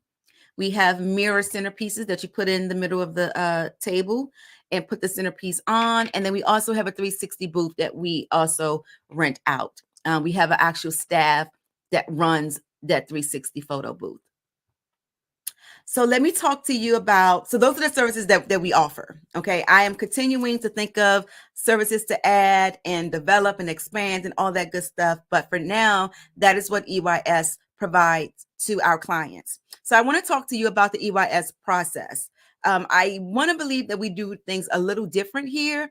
But this process is a robust process because it helps me get to know the client, and it also helps me get them the information they need, and it also helps me to get the vision of what they are looking for. That's very, very important to me. I cannot work in the blind. I have to understand what they're looking for in order for me to provide excellent service. So number one, consultation. Consultation is very important to our process. It's the number one thing that should happen. The consultation session is an opportunity for us to meet the client and get their vision and as well as their budget. Okay. How do I capture their vision? I ask as many questions as I possibly can. I also have a questionnaire that's on my website. If they go through my website and book their consultation through my website, there's a questionnaire form that comes up that they have to fill out. Or if they just go to my calendar link and request a consultation, there's also a questionnaire form there as well. Either or, they have to fill out a questionnaire prior to us meeting so that I have the details or a snapshot of what they're looking for.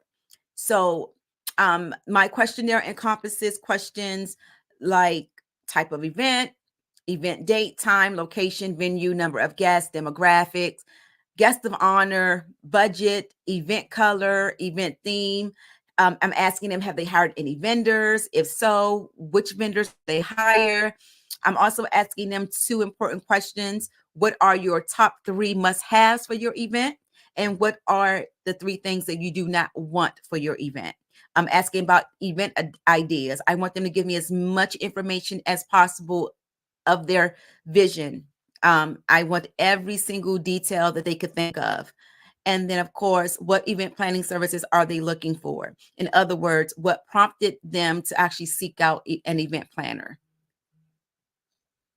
So that is my questionnaire. So that actually helps me create their event profile, and that helps me work on their proposal and offer the required services that they're looking for, or the appropriate or the necessary services that they're looking for. So if they're only looking for me to come in and set up and decorate, then they don't need my full planning or my event management planning. So whatever they're looking for, that is the service I want to provide.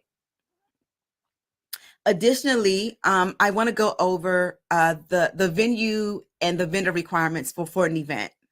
So when I meet with the client, I always ask them what kind of, to get the right concept of the venue, I want to ask what in the venue are they asking for? Because sometimes when they come to me, they don't have their venue and they're looking for someone to help them find a venue, which is fine because I do have partners who I work with as far as the venue, but we have to be specific because I want to make sure that we select the right venue for that particular event. So, so my questions are, do you have any venues in mind? Because if you do, that's great. I have a starting point. I can research, I can call, I can site visit, I can get familiar with those venues to see if it's the right fit. So I want to ask them, are they looking for an outside event, an outside venue, or an inside venue, or both? What areas do you have in mind? What features should be included with the venue? So for example, are they looking for a venue that have an AV system? Are they looking for, should the venues have handicap accessible equipment like a ramp? Should the venue have an outside area where maybe people can smoke?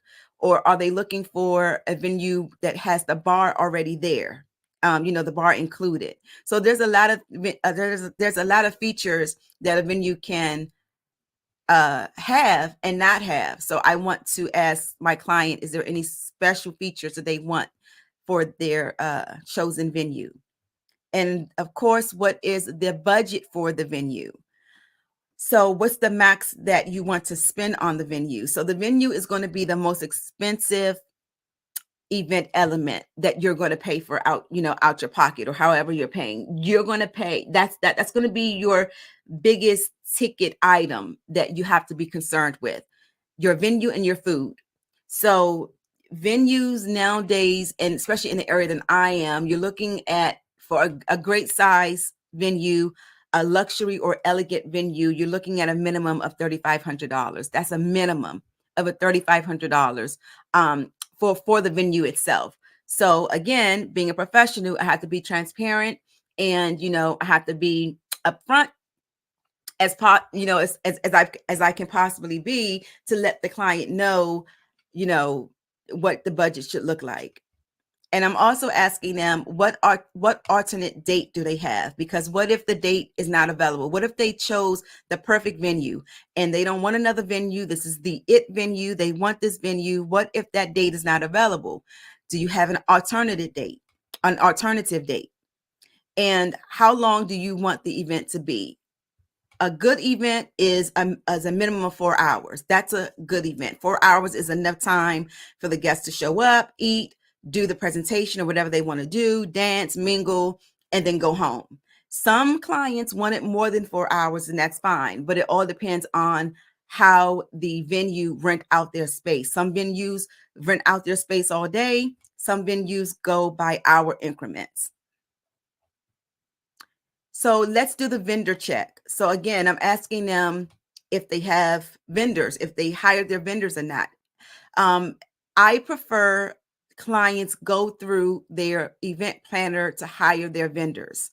Why? Because event planners have relationships with vendors that they work with. And then we can guarantee the client, again, quality service and cost-effective services. So for example, all of the vendors that I work with, they give me special pricing that I can pass on to my clients. So instead of you Googling a DJ, go through your event planner, because I promise you, your event planner has the perfect DJ, the perfect caterer, the perfect photographer, the perfect, bartender, whatever your event requires, whatever the vendor should be, your event planner has access to. So I suggest that you go through your event planner for all of your event vendors. So what type of vendors do you need? Do you need a caterer, photographer, videographer, a custom cake designer, or dessert, band, DJ, MC, transportation, photo booth, balloon designer, florist, bartender or mixologist, event design, event decor, event lighting, audio visuals, hotel accommodations, event staff, rentals, invitations and or RSVP management, makeup artist, hairstylist, a stylist, event marketing and promotions. Do you want an event website to help promote your event? Do you need entertainment or anything else? Okay, so once I go through that, I'm making sure that I'm checking off all the vendors that they need. So if they hire me, the first thing that I'm doing is reaching out to my vendors, reaching out to these services to see if they are available. Proposal. Okay, I have to get you to the proposal, right? So I know exactly what you're looking for. Contract, deposit and retainer. Once you make that retainer and you sign the contract and you pay the deposit, I go to work for you. If you do not pay your deposit and sign a contract, I can't help you. After the contract and the retainer is paid, I send you a welcome package, welcoming you to the family, the EYS family. I'm working on your planning schedule, venue selection and hiring of your vendors, site visit, event layout and design. The event design because I have to meet with my creative director, because she helps me with that. The core recommendation for approval, itemized cost list for materials, purchase materials and supplies, and receive and inventory and materials and supplies. And then we go to work, and then we make sure we have everything leading up to the day, and the day of we're executing it. So that's all that is my time for today. I hope you guys enjoyed what I provided and I hope you took away some great information. All right. So the Black Business Expo's mission is to raise funds for high school seniors going to college or K through 12 entrepreneurs. The expo is a fundraiser for students. You may go to www.businessexpousa.com to donate to the scholarship fund or use the Cash App, which is $BBXUSA. Our goal is to give laptops and up to $5,000 to 10 students. Students can register at www.blackbusinessexpousa.com. Every dollar counts. So we want to remind you to donate to the scholarship fund today. We want to thank our Black Business Expo USA sponsors for the month of March. We have NC 100, Moody Capital Partners, Suede Soul, the Hello LLC, Lotus Richey Coaching and Training, Carolina, Virginia Minority Supplier Development Council, Step Management, 5-Star BDM Media, Barbara H. Smith LLC, Margie McLean Foundation, Inc., Genius is Common, Earth Essentials, Melaine Shawnee Global, Executive Women's Success Institute, The Quality Coaching Company. We also have Superwoman Business Services, Creative Force Studios, Lee Entertainment, Artistic App Design, and Black Business Expo USA. We want to thank all of our sponsors. Thank you, thank you, thank you. And Genius is Common, and we'll see you on the other side. Hello, I am Dr. Eric Kelly III, the visionary strategist and founder of the Black Business Olympics. I invite you to showcase your Black-owned businesses on the Black Business Network global stage. The Black Business Olympics is a global Black Business Network platform that propels Black-owned businesses into the international spotlight. By showcasing your business on the Black Business Olympics platform, you can reach a worldwide audience of potential customers, partners, and investors. You can also establish yourself as a thought leader, an expert in your field, attract lucrative partnerships, and more speaking engagements. In addition, the Black Business Olympics platform provides a valuable opportunity to connect and collaborate with like-minded entrepreneurs and business professionals from around the world. This can lead to new business opportunities, ideas, and relationships. Finally, by sharing your story and expertise on the Black Business Olympics platform, you can inspire and empower others. This is a powerful way to make a positive impact on the world and leave a lasting legacy. If you are a Black-owned business owner, I encourage you to seize the opportunity to showcase your business on the Black Business Olympics platform. It is a once-in-a-lifetime opportunity to make an indelible mark on the world. Be one of the 1,000 visionary entrepreneurs who are changing students' lives, shaping industries, and leaving an unforgettable legacy for their families. Unleash your voice on our global stage and watch your business thrive. Black Business Olympics is one of the largest Black business showcases in the history of Black business in the world. Yes, the entire world. Just give me a call today at 919-308-9090.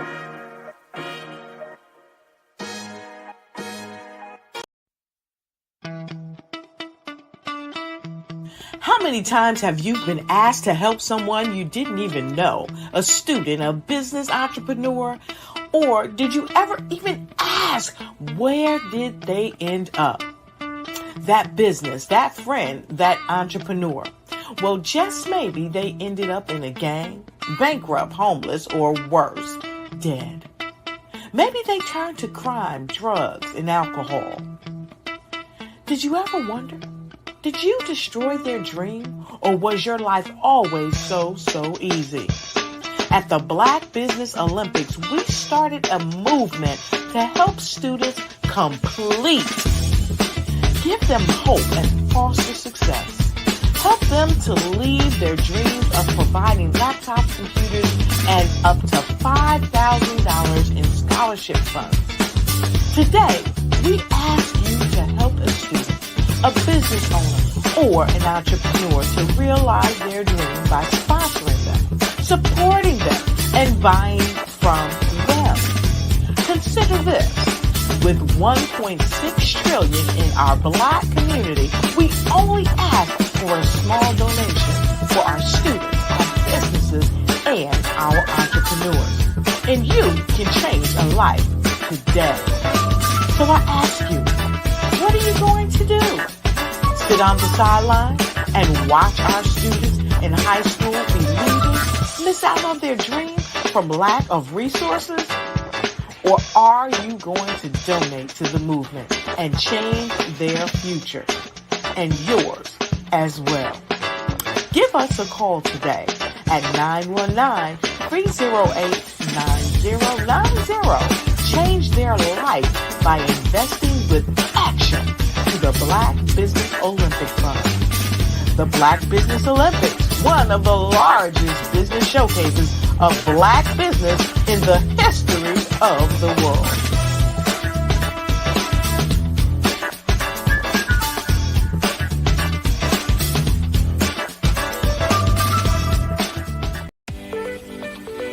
You are in the right place at the right time. The Black Business Network opens again for its Black Business Olympics, a 24/7 broadcast on business, strategies, global branding, social media marketing, finance, advertisement, and much more. Featuring the top, most powerful entrepreneurs and speakers and thought leaders from all around the world as they gather together for this phenomenal event. Join the Black Business Network streaming live into the metaverse. STEM City, USA, Black Multiverse, Pod TV, Roku, Hulu, iHeartRadio, Apple TV, YouTube, TikTok, Instagram, Google Podcasts, Facebook, LinkedIn, IBM TV, Spotify, and Twitch. Tune in today and be a part of this amazing movement. The Black Business Olympics welcomes you.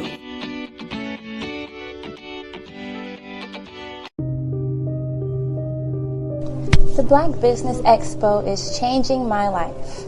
This year, they are giving away laptops and even $5,000 in cash to students just like me. I'm Alexis, and I want to go to college to fulfill my dream of becoming an entrepreneur. Help the Black Business Expo going to www.blackbusinessexpousa.com and also becoming a vendor, a sponsor, or donating.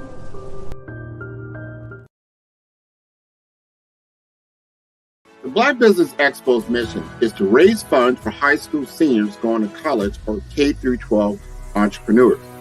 This expo is a fundraiser for students.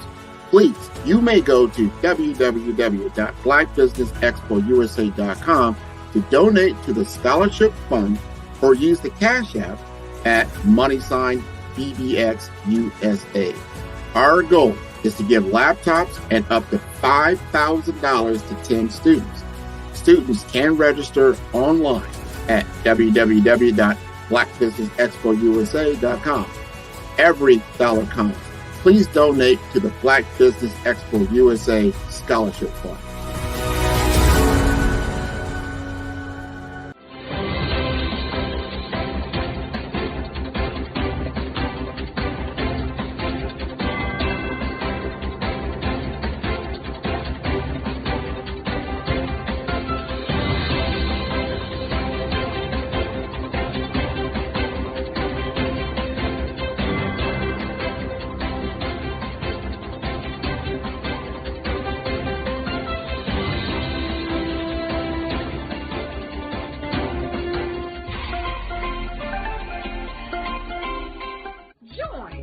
Dr. Eric Kelly III and a host of phenomenal speakers from all around the globe for this 7-day virtual event that you don't want to miss.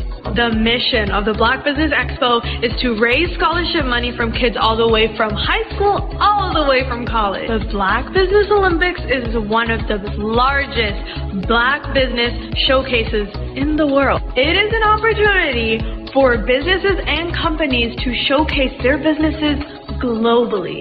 We are going to be giving away laptops up to $5,000 away to students. Again, I'm Olivia Appleberry, the founder of 2 Cents Finance and one of the speakers for the expo. I am so excited to see you there. For more info, go to www.blackbusinessexpousa.com or call 919-308-9090 and hope to see you there.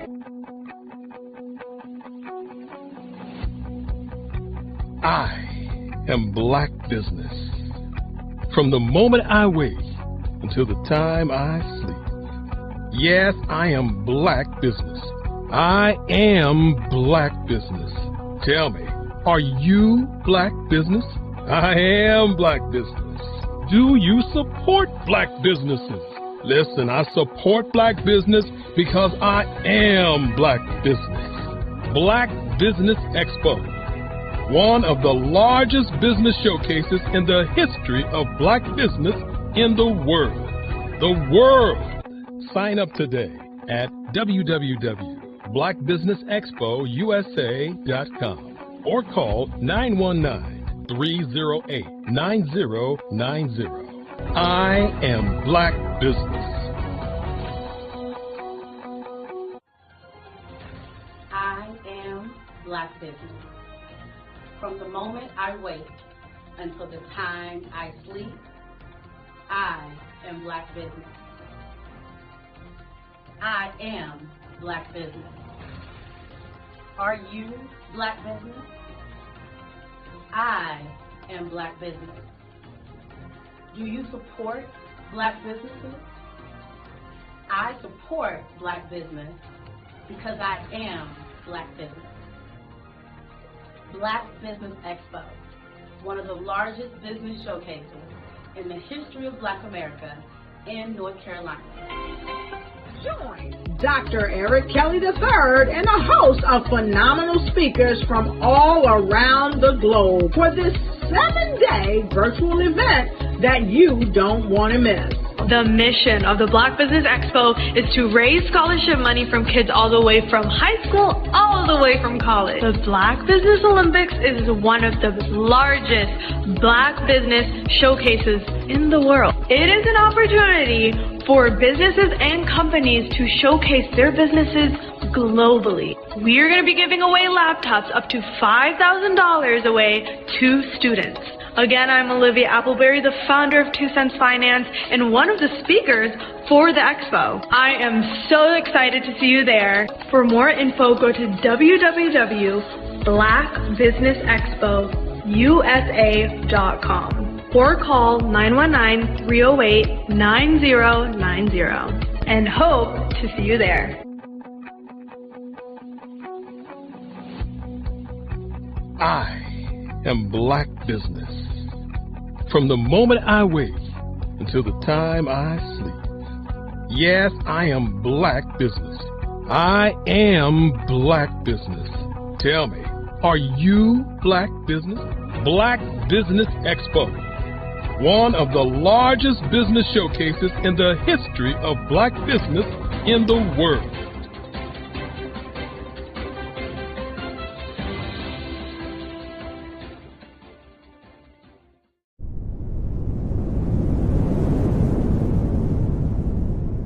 Sometimes you got to hear the news from the Black perspective, and more specifically, Black publishers. And that's exactly why you have to download the HeyTie app, the largest mobile app delivering breaking news, videos, and podcasts from 200 of your favorite Black publishers. Yes, 200 Black publishers delivering news as it happens, literally all in one app. Go to HAYTI.com or download the app in the Google Play Store or Apple App Store. It's completely free, along with information that you can trust, so go check them out.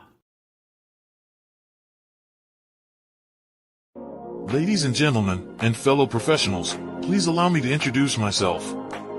I am David Jones, the co-founder and CEO of the Hello LLC, where I am passionately dedicated to guiding individuals and businesses toward their own return on time investment. Time is my only competition. With over 20 years of experience as a corporate C-level executive, I bring a wealth of knowledge and expertise to the Hello LLC. My career journey has been marked by a relentless pursuit of excellence in marketing, strategy, and business management leadership.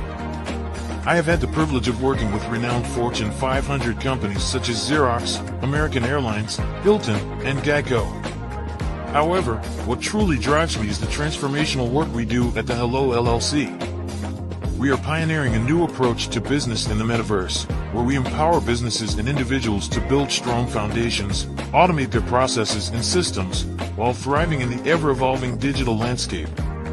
More than just a 3D digital marketing agency, the Hello LLC is truly a community built on love, kindness, and integrity. We want more for you than from you. As I often say, collaboration is the new competition. In an era where time is the most precious commodity, I am here to guide you toward your own return on time investment, because if time was sold in stores, it would be sold out. With a deep commitment to excellence and a strong belief in the power of community, I don't just lead a company, I lead a movement into the future of business. Ladies and gentlemen, it is both an honor and a pleasure to be your guide on this remarkable journey. I am David Jones, and together, we will embrace a future marked by success, collaboration, and the transformative work we do at the Hello LLC. Hello stands for helping everyone live life optimally. So, let's make that pivot together and start living life optimally today. Phenomenal Tanya T. Wise, who is here from the great state of Maryland.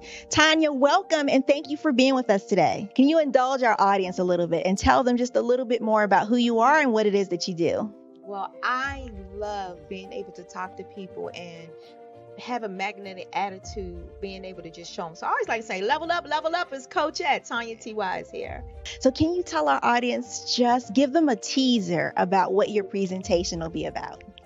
So my philosophy is that we should all be living our dream life. So tomorrow I'm going to talk about how you start living your dream life. What are some of the things that you thought about in your childhood that you just kind of let go and dormant? Wow. And I want to reignite that and just give you some pointers and some tips, some tools, some strategies to be able to start living your best life now. And guess what, Wanda?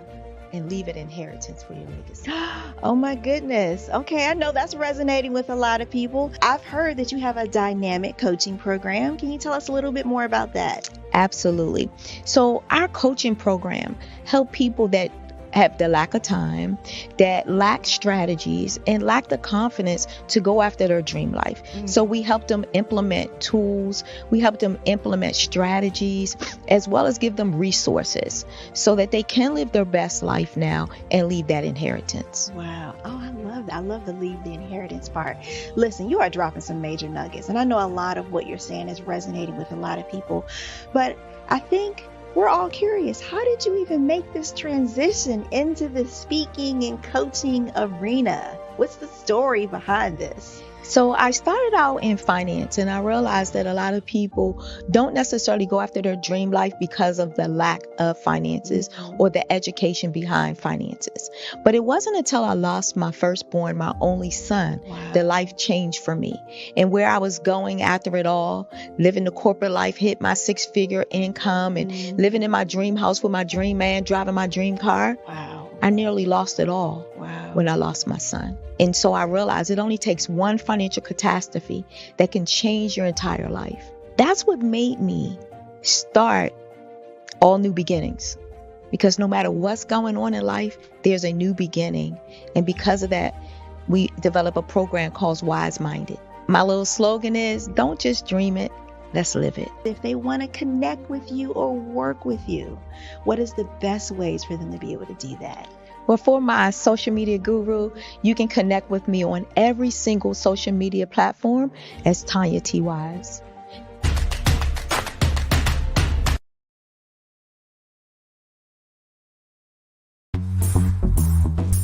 Attention all entrepreneurs and companies. Are you looking for reliable and efficient virtual assistants and back office support to help you manage your business tasks? Look no further than Superwoman Business Services. Our team of virtual assistants provides a full range of administrative support services, including operations management, social media marketing, and much more. We also offer website design services to help you create a professional online presence that reflects your unique brand. In addition to administrative support and website design, we offer business development and structuring services to help you grow your business and achieve your goals. We'll work closely with you to identify areas of improvement and develop a customized plan to help you reach your full potential. At Superwoman Business Services, we understand that running a business can be overwhelming and time-consuming. That's why we're here to help you fly high and achieve success. Our virtual assistants are highly skilled, experienced, and dedicated to providing you with the support you need to thrive. Come fly with us and take your business to new heights. Let us help you become the superhero entrepreneur you are meant to be.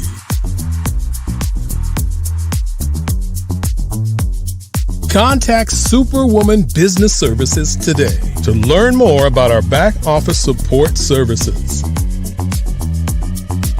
Come fly with us and take your business to new heights.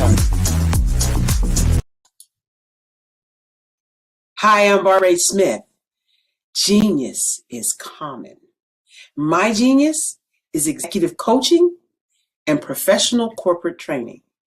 As the master executive coach and corporate training ambassador for the Genius is Common movement, I help business owners craft their stories in such a way that you know exactly what they do, what they have, and what they bring to the table. Many times as business owners, we are asked, so what do you do for a living? And we could be crushing in our businesses, but we're not quite sure exactly what to say in a short amount of time. Well, I help you take those stories that are the reason why you're in business and why you're so passionate about your business and craft them in such a way that people are drawn to you as opposed to being repelled by you. Because every conversation, every time you talk to someone about your business, you are excited about it. But are you really conveying what you do, what you have, and what you bring to the table? And do really people understand why you care so much and why they should care that you have the solution to their problem? Well, I'm here to help you with that. As a master storyteller, I can help you with your stories and spin them in such a way that they are intriguing and fascinating. People want to listen to you talk about your business. That's why at the Genius is Common movement, I am the master executive coach and professional training ambassador. That's my genius. And genius? Oh yeah, it's common.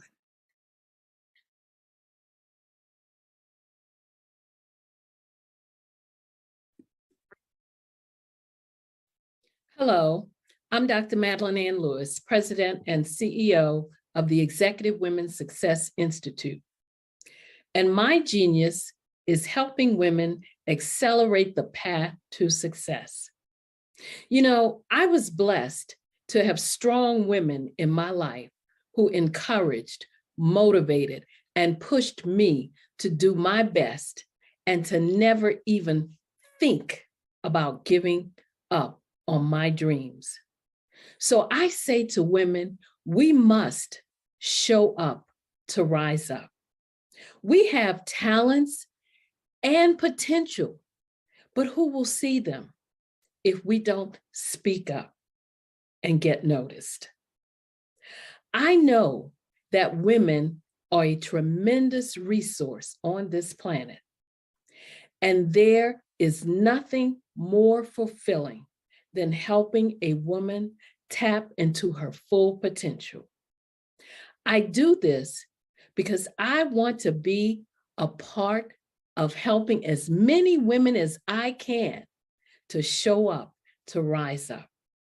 I do this because genius is common.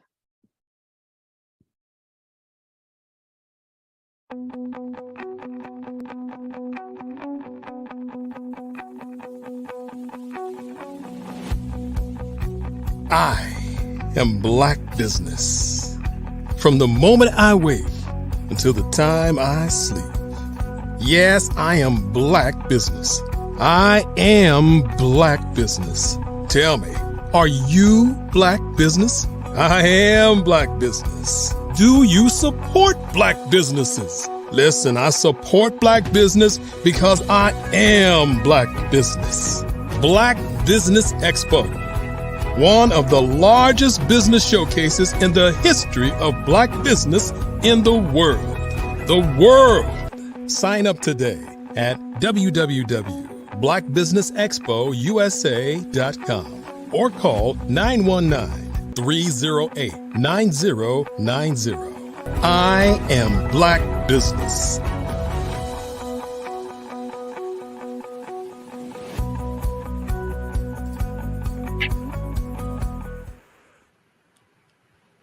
Good evening. Good evening. Great day to my business owners, entrepreneurs, thought leaders, and corporations.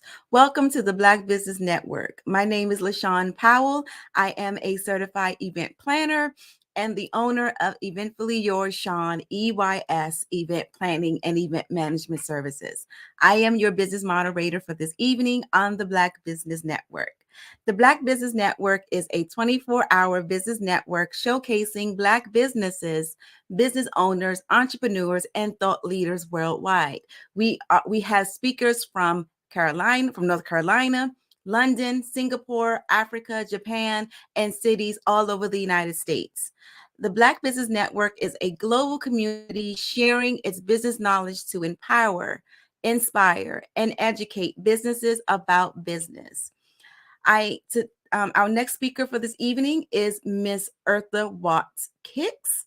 Miss Eartha Watts Hicks is an award-winning author and publisher of Love Changes and Graffiti Mural, and the owner of Eartha Tone Enterprises, LLC. Her publishing expertise is vast: strategic business development, book design and self-publishing, book marketing, poetry and fiction screenwriting, copywriting, social media marketing, digital media, photo editing, and graphic design. Eartha has worked with blackpr.com and Harlem World Magazine. Eartha Watts Hicks is an active member of the legendary Harlem Writers Guild and the creator of the A Planner is a Girl's Best Friend Planner series. It is my honor and pleasure to present to you Miss Eartha Watts Hicks. Hello, good afternoon, or good evening, rather. Happy Easter. Good evening, good evening. Thank you for joining us. All right. So this evening, we're going to do a fireside chat. Are you ready? Oh, yes, I am. All right, let's get to it. All right. First question, Miss Watts Hicks. How long have you been using planners? Oh, I started using planners in 1988. I was actually, I was a full-time student, and I was also working full-time at a bank. And I had a full-time class schedule, and I was also on student government. I was student government vice president. So to squeeze everything that I was doing within the course of a day and make it to my class on time, I had to find those pockets of time during the day where I needed to do my homework, pay my bills, get to work, do my grocery shopping, even though I was in college, but my class schedule made it so that I had no time in the cafeteria. So I literally had to provide my own meals, make it to work, make it to class on time, get back and forth, and I couldn't miss a bus, and I had no spare time at all. So around that time, I had grabbed a copy of an American Express planner that was very expensive. It was a leather-bound planner that had my name embossed in silver by American Express, and it cost me somewhere in the neighborhood of about $100, which was a lot of money back in the 80s. So what I did was I bought this planner and I planned out my weeks and my months in advance so that I knew what I needed to do when I had projects, because I was an accounting major. We had accounting projects that we needed to do. And for me to stay on top of my grades, I had to make library time because the library closed at a certain time. And then I had to make time to get my papers done. And all of it was a lot, but the planner definitely helped me squeeze everything into my week. So it's been almost 40 years. Okay. All right. I don't want to tell my age, but okay, 40 years. Okay. All right. So I actually have a question that's not in the series of questions. Can you explain to us what a planner is? Yes. Well, planners are typically like a little calendar book. Sometimes it's just a month at a glance with some note pages. Sometimes it's a weekly planner, like day timers, where they'll do a day by day or week by week. What I do is I publish planners that are in a book form, in hardcover and softcover. And I personally like the hybrid of a weekly planner and a monthly planner. Okay. I'll do a month at a glance, and then I'll do a weekly timetable, and then I'll do like inspired quotes here and there. And then I also infuse resources and activity sheets that are geared towards women's empowerment. And, for us, being that these types of books were never made available, focused specifically on women of color, I do mine geared and targeted and marketed and with the imagery of Black women. Nice. Okay. I can relate because I'm an event planner, so I know how important a planner can be to your everyday life and the way that you move and just maneuver around, things, because we all know life be life, and right. So I know how important a planner can be. It could be a lifesaver. Okay. All right. So what are when and why did you start to design planners? Well, I had purchased a red Coach binder, which was a small 3-ring binder. And, being that the design was so chic, prior to me designing this planner for myself, I designed my daughter's loose leaf paper. I was a stay-at-home mom and my kids were in Catholic school. So, I had to sort of tighten my belt, so to speak. So where I didn't have necessarily the money to do, the more lavish things, I had the skill set to do very specific things that would set her apart. So I remember I had designed customized, personalized loose leaf paper for my daughter. So, where everyone else had plain loose leaf paper in their binder, my daughter had Winnie the Pooh chasing the honey with a message saying, "Marak, help me save my honey." So, and my daughter's name very specifically in the, the caption of the loose leaf paper. And what I would do is for like family members, I would do that for them as well. But it was something very, very niche, very specific. And it was a personal touch that, was one of those mommy things that I would do for her. So having done that for my daughter, her own personalized loose leaf with her own very unique name. And I did that for her because we would go and get like little license plates and things and personalized items in like little novelty stores, and they would never have her name, because her name was very uniquely spelled. They would have Monique, they would have Michelle, they would have Mary, they would have Marie, but they would never have Miraque. So that being the case, I designed and made her own loose leaf paper just for her. And with that skill set, I decided to do my own planner sheets for my own, little leather bound binder. So from there, I had my own calendar, my own planner, and I had wanted to do one very specifically for my mentor, who was my editor when she was turning 80. And I had bought her a similar binder, leather, and there was something so intimidating about it that I just couldn't do it. I got stuck. And I got stuck because I had this grandiose vision of what I wanted to do and how I wanted to personalize each page. And I got stuck, I got nervous, and I didn't make it in time for her 80th birthday. So a number of years later, I was planning to release a follow-up to my novel, Love Changes. Love Changes was my debut novel, which had won an award from the NAACP.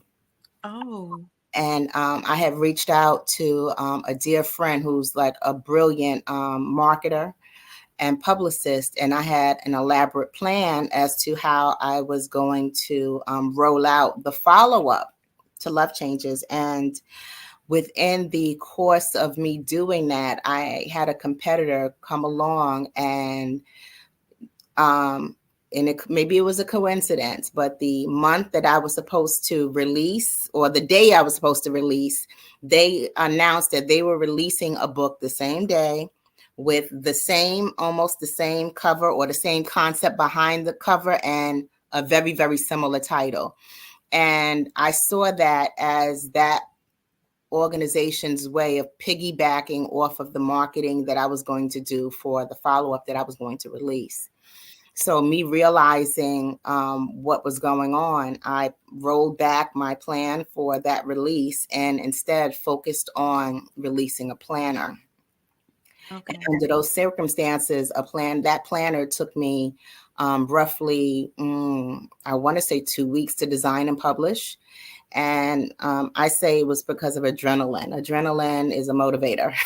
So, with that being the case, I had designed the planner and I rolled it out and released it. And it went from there. I designed the first one, which was a planner as a girl's best friend. And then I designed the next one, which was the Everyday Excellence Student Planner featuring Soleil West. And this is a hardcover version of the first planner. Okay. Planners. Beautiful. Yes.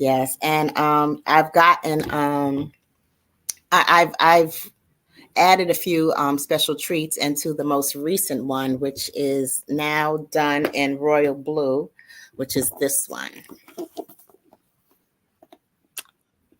Oh my goodness. That is beautiful.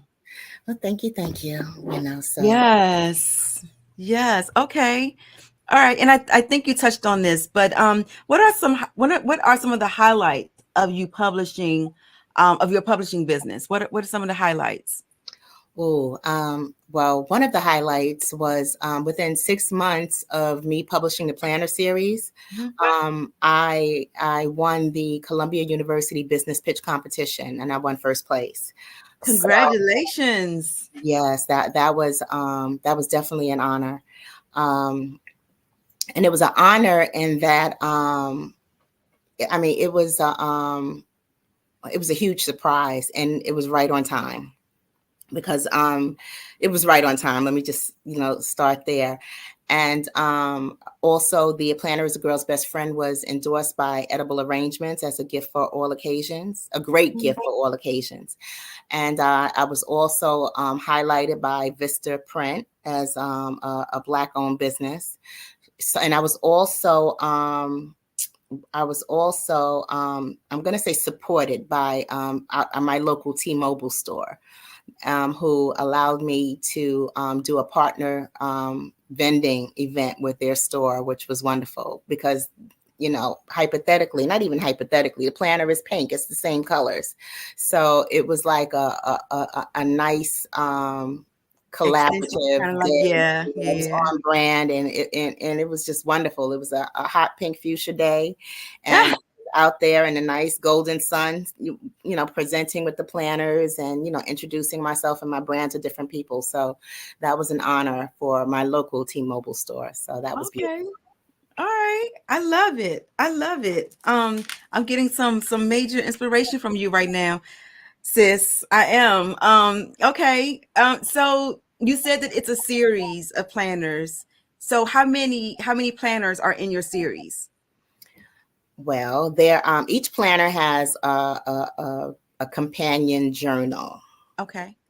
So there is the planner is the girl's best friend, the paperback, and then that edition also has a hardcover. And then now there is a royal blue hardcover. I have Embrace Yourself, which is a self-care version of a planner is a girl's best friend, and which is the orange. And it will be having a hardcover edition coming for that one very shortly. There's the Everyday Excellence Student Planner featuring runway model Soleil West, who just celebrated a birthday. Happy birthday, Soleil. And that one is a student planner that is infused with activity sheets that introduce students to some life hacks, some life skills, and some financial wellness, introduction to numbers and like financial banking numbers, like how to write a check, how to endorse a check, why it's important to be careful with check writing privileges, and just a little heads up about like check systems, things that nobody tells you about until you find yourself in a bad situation. So I kind of give kids a heads up on, hey, this is why you need to know how to sign your signature. There's also cursive writing. So I give them like an example of what a contract looks like when you print your name on it as opposed to sign it with a signature, why you need to have your signature on the back of a credit card. And, they may say, hey, well, signatures are outdated now, but then they'll stick a kiosk in front of you, hand you a stylus and tell you to sign here. So, these young people are not really aware of what they're missing until they find themselves in a situation when they need those skills, when they don't necessarily they need the skills they don't have already. So I introduced them to how to tell time on an analog clock, and girl empowerment, being that the series is it started all for the girls, but it's expanding to the gentlemen as well with the Thinking of the Master Plan Planner. And then I'm doing the Academic Success Planner for young boys as well. That should be out shortly. Okay. All right. So that leads me to my next question. What makes your planner series different? Well, I mean, your typical planner will usually either give you a month at a glance, or it'll be a day-to-day, day-by-day, 365-day, 1 day per page planner, or it'll be a weekly timetable. So you'll have your week after week planner, 52 weeks. What I do is I give both. I give a month at a glance. I give you week to week. I give you note pages. I give you password log. I give you pages for your goals, to plan your goals and your to-dos and to check them off. And then I also give you spaces for your address book. And with the children's or the youth planners, I do bullet points for bullet planners for people that like the freedom of just, creating their own designs with the bullet design. So it's and even more special than that, when it comes to the hardcover planners, I personalize the first page. So you personalize it with the person's name. I personalize it with a simple line drawing of the person's image and a special message, either for that person, their personal quote or motto, their social media, however they want to personalize it. That's what I put on the first page. Okay, nice. Yeah, that definitely sets you apart from all the other planners. Absolutely. Okay. All right. So tell us what from your background helped set your brand apart. Well, when I was in college, I, in addition to being student government vice president, I was also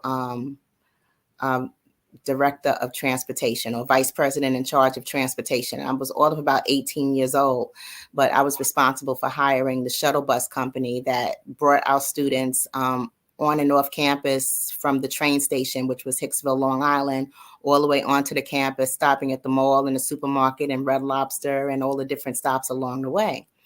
So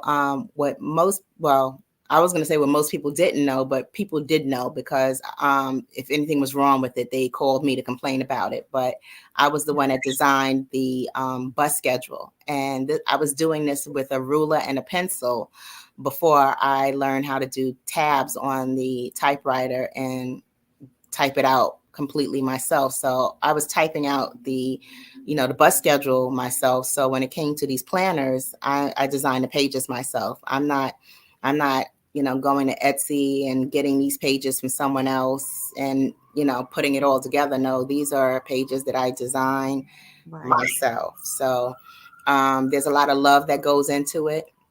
And in addition to that, I'm for a number of years, I was director of publications for a non-for-profit, Cultivating Our Sisterhood International Association, which was a volunteer position that helped women. It was a social support organization that helped women and empowered women to focus on their goals. So in that space, I became a bit of a resource. I don't want to say resource expert, but I was one of those people that always knew where to point someone to get on track to what they needed, whether it was a loan or a grant or a program. So when it comes to these planners, I infuse them with resources as well. Okay. All right. Love it. I love the way you intertwined your background with the creation of your planners. That definitely means that it's done with love and intent. So good for you, sis. Well, thank you. I mean, the whole idea behind the planners was to allow us to position ourselves to get exactly what we want out of our future. So, there's so many resources out there that we can take advantage of, but so many of us have grown up under the misconception that you can't get something for nothing. And sometimes that nothing might just mean filling out an application or showing up for a community meeting to learn where the resources are and which organizations can support us in what we're doing.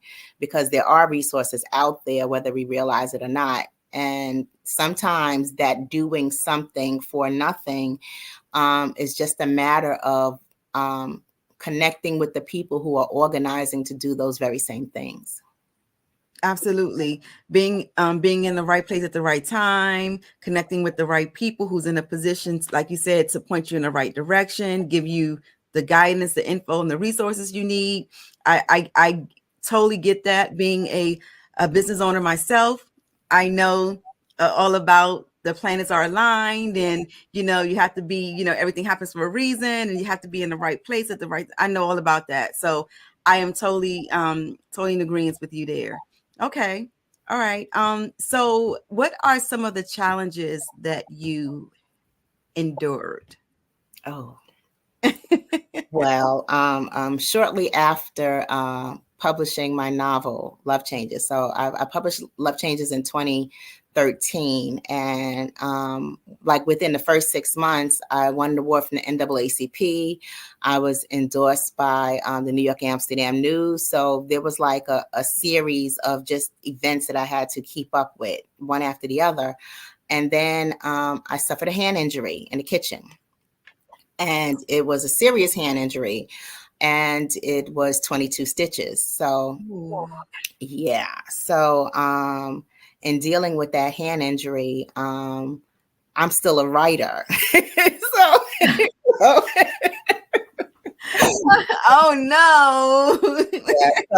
Yeah, so with that being one of my challenges, it taught me to focus my energy on exactly what I want to focus my energy on. Because, I had a good amount of time where if I was typing, I was in pain. So I was like, okay, well, if I'm typing, this is going to be something I really want to type because I wasn't going to stop typing. Right. Yes. So with that being just one of the challenges, you would think that, okay, well, you're not going to experience other things because you have this challenge. Oh, no.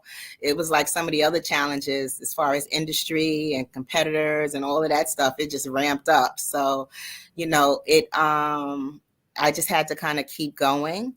And even when it came down to my business, I had to find ways to get creative, find ways to keep the cash flow in. Right. And that went even so far as me setting up a table, finding a nice convenient spot where I would grab customers on their way into work and on their way home and just sell them books.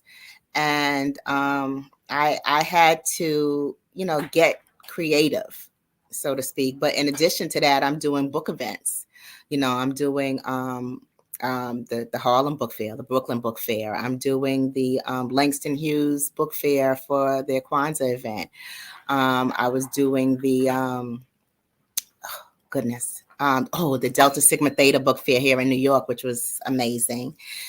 So there must have been maybe, I want to say 6 to 8 different events that I was doing regularly. And then I always had family members or other people who were friends in the industry always say, well, hey, there's this event, there's that event. So I would find myself at the Black College Tour vending there, and it would just be something last minute, or the Congressional Black Caucus. I've done them twice, Okay. so it's there were challenges, and sometimes the challenge is how to keep the cash flow in sync so that I can afford these vending situations and just keep that whole cycle going. And there were organizations that I would be a part of that would like Project Enterprise, which was, I say it was my favorite because that was where I dug my heels in, and I was thoroughly involved. I was center leader for 5 years. And when that network dissolved, that was a challenge. In that was, it was like, how could I put it? It was mentorship. It was it was like resources. It was almost like having someone hold your hand in your business journey. And even though I was the center leader, so I was the mentor to those in my center, the organization itself mentored me, as in if I needed legal advice, they were like, oh, well, Dorsey and Whitney, they're our attorneys. Or if I needed an accountant, they would say, oh, well, we have this accountant that we'd use. Oh, if I needed this, so any challenge that I would face in the early stages up until about 2015, Project Enterprise was always right there in response to whatever need that I had. They always had a recommendation.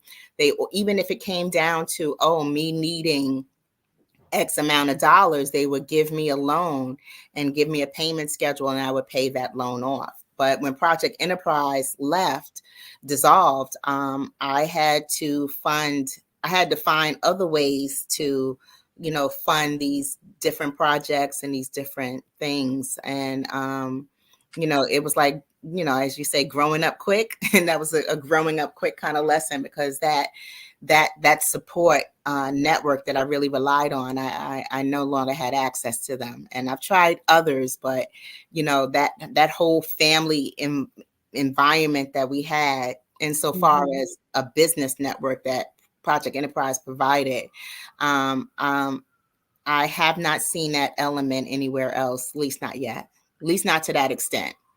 Got you. Yeah, that sounds like an amazing staple for a new business just starting. I would have loved to have something like that in my corner, being a new business owner and just trying to maneuver the waves of entrepreneurship, because I've maneuvered by myself. And if I had that resource like you did, who knows how far along I would be right now with my business and what I'm trying to do with my vision. So that is amazing. I wish I can find something like that to be in my corner. And I know you feel the same way now. I know you still feel the same way. I mean, the funny thing about Project Enterprise was that when I was when I was director of publications for CASIA, I had featured Project Enterprise in our newsletter, and I would recommend Project Enterprise to anyone I knew who wanted to launch a business. So I had recommended Project Enterprise to my very best friend, who needed to grow her business from a small space to a larger space that needed renovation, and Project Enterprise gave her a nice loan. Oh my goodness. So when I was looking for an agent for my book, I was, telling her my woes about just the writing, because, writing fiction and trying to get an agent and, publish this novel. And she was like, well, what you need to do is follow that same advice you've been giving me and go to Project Enterprise and start your own publishing business and be your own publisher. And I was like, I couldn't tell her no. She was right. So, and that's why I joined Project Enterprise, because I was referring people to Project Enterprise all the time. So I said, well, let me just go in here myself. And it was an amazing organization. And with me being a part of Project Enterprise, one of the things that I did was I helped other people, especially as center leader. I was the writer. So if somebody needed a bio brushed up for their business presentation, I would brush up bios here and there, or I would help them frame their marketing language a little bit differently, or press releases. It was, it kind of went hand in hand. But in addition to that, Project Enterprise was the organization that taught me how to diversify my offerings. Because when I went into Project Enterprise,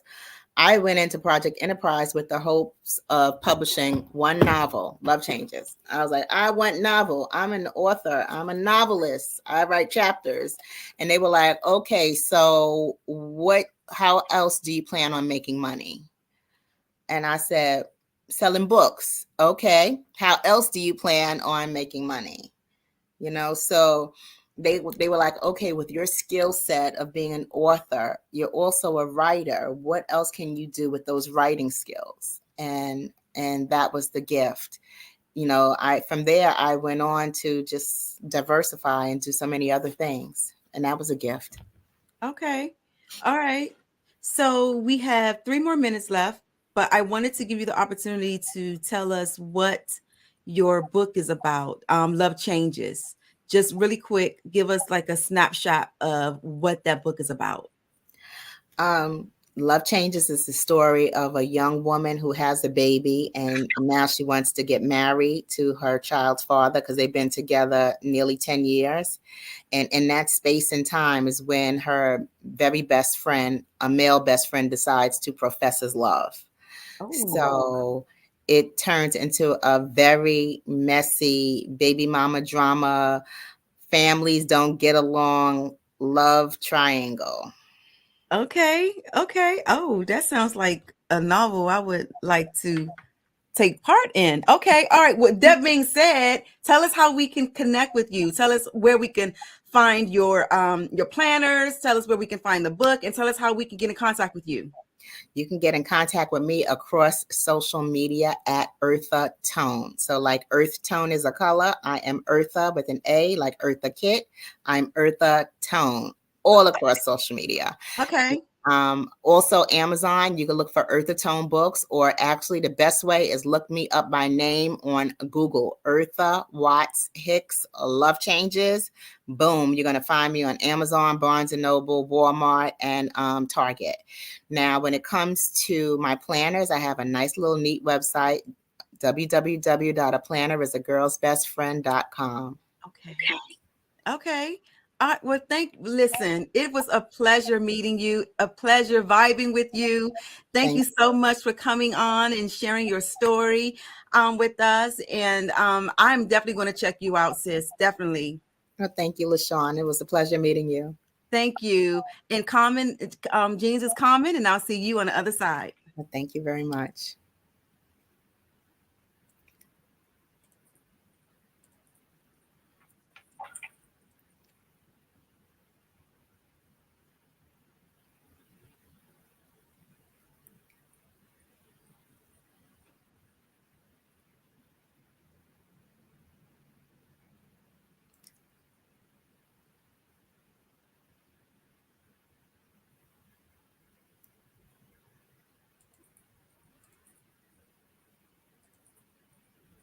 Hopefully.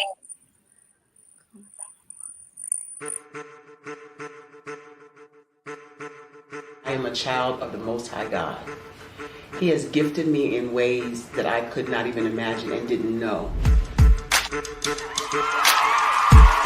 There was a time when I didn't know who I was. I listened to other people tell me who I should be, what I should do. I listened to people telling me that I should be a boutique owner, that I should be a construction manager, that I should be.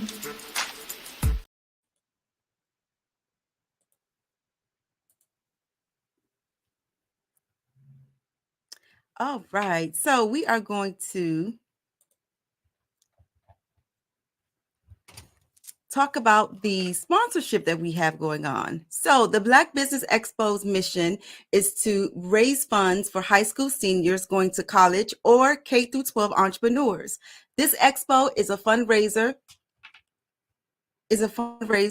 for students. Students may go to www.blackbusinessexpousa.com to donate to the scholarship fund or use the Cash App, which is $BBXUSA. Our goal is to give laptops and up to $5,000 to 10 students. Students may register online at www.blackbusinessexpousa.com. Every dollar counts. So we want to remind you to donate to the scholarship fund today.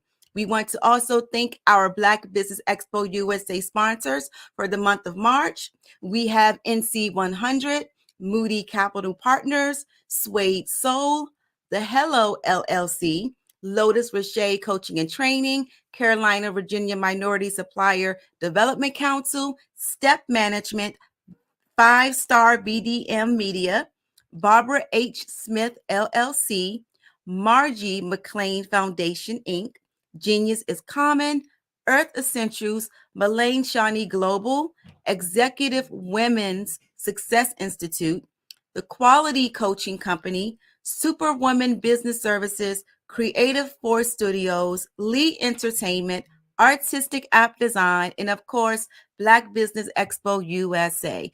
Thank you to our sponsors, and Genius is Common, and I'll see you on the other side.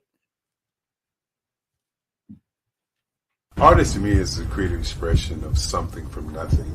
You know, it explodes onto the canvas, or it explodes on in my work. One of the things that I try to do more than anything is I try to just give the lines and the movements and emotions and expressions into what I do. Art really means to me a chance to express how I feel deep down inside. Most of my art begins as a thought that I might have, you know, whether it's sports, whether it's history, whether it's a woman or a man. It pretty much starts as an idea of thought before I get into the actual image of what I'm going to draw. I do a lot of historical pieces. I was a history minor in college, and I love to do history pieces. And a lot of times I'm thinking about history, and then I try to make that history impact you as you look at it. That's one of the reasons I do pictures so large. You know, people ask me, why do I do the pictures so big? And I tell them, I want the piece to impact them as they're looking at it. To kind of dominate them, dominate their space. And most of my pieces I try to do off page. I don't try to do anything that's going to be in those four corners or in a square. And I want your imagination to be a part of the piece that you're looking at.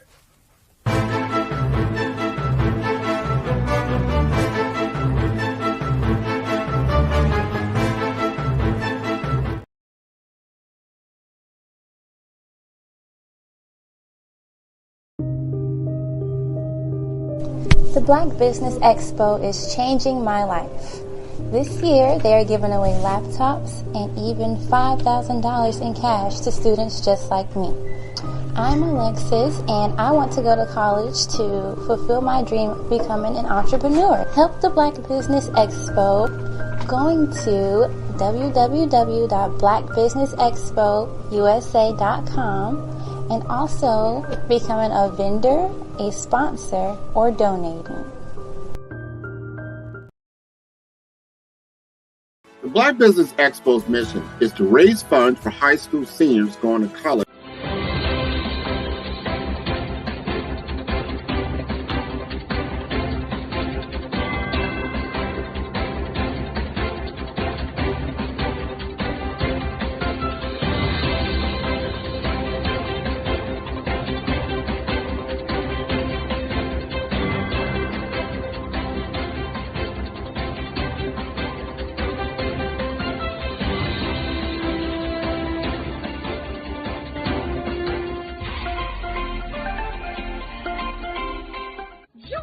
Dr. Eric Kelly III and a host of phenomenal speakers from all around the globe for this 7-day virtual event that you don't want to miss.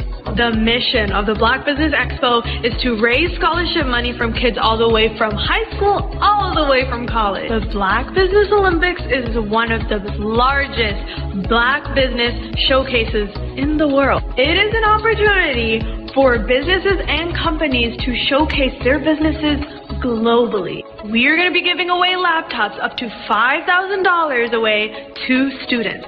Again, I'm Olivia Appleberry, the founder of 2 Cents Finance and one of the speakers for the expo. I am so excited to see you there. For more info, go to www.blackbusinessexpousa.com or call 919-308-9090 and hope to see you there. I am Black Business. From the moment I wake until the time I sleep. Yes, I am Black Business. I am Black Business. Tell me, are you Black Business?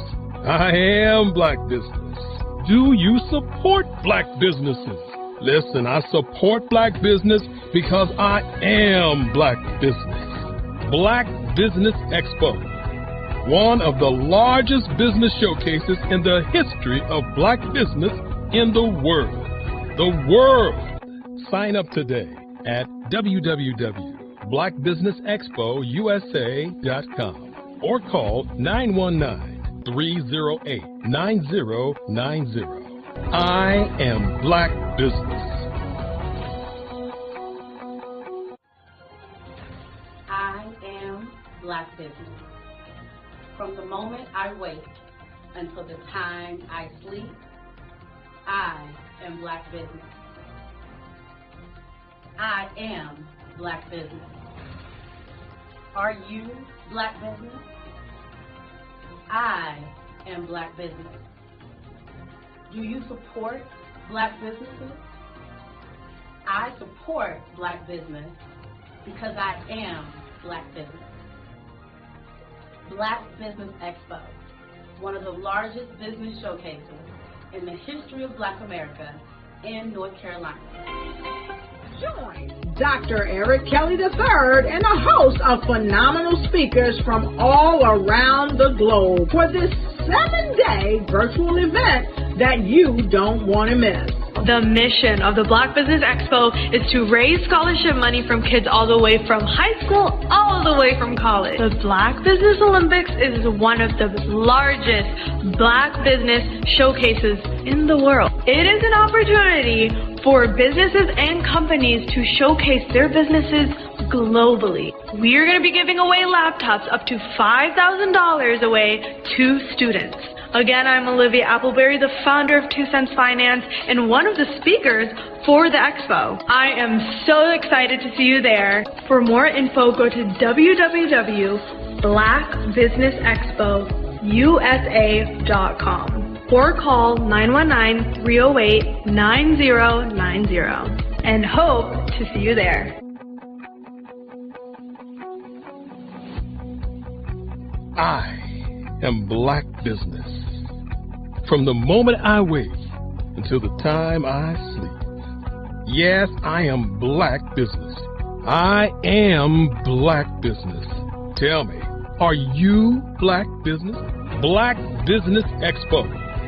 One of the largest business showcases in the history of Black business in the world.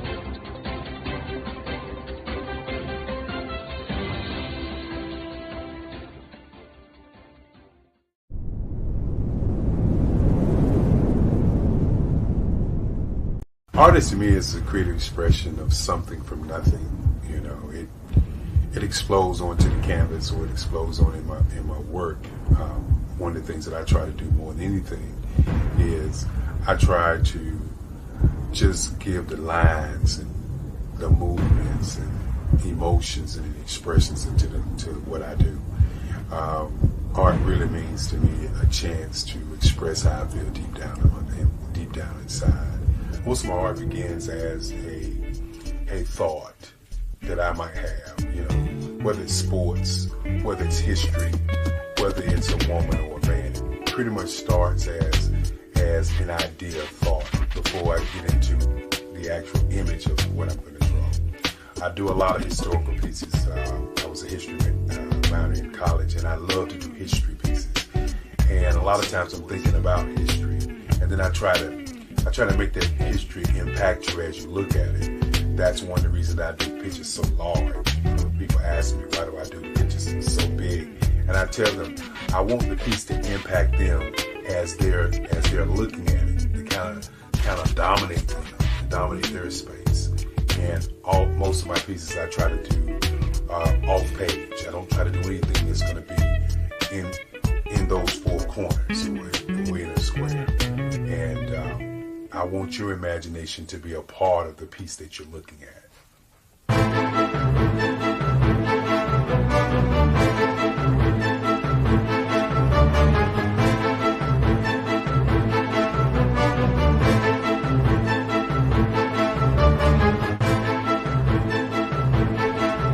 The way I feel when I'm drawing, when I'm creating something, is I feel free.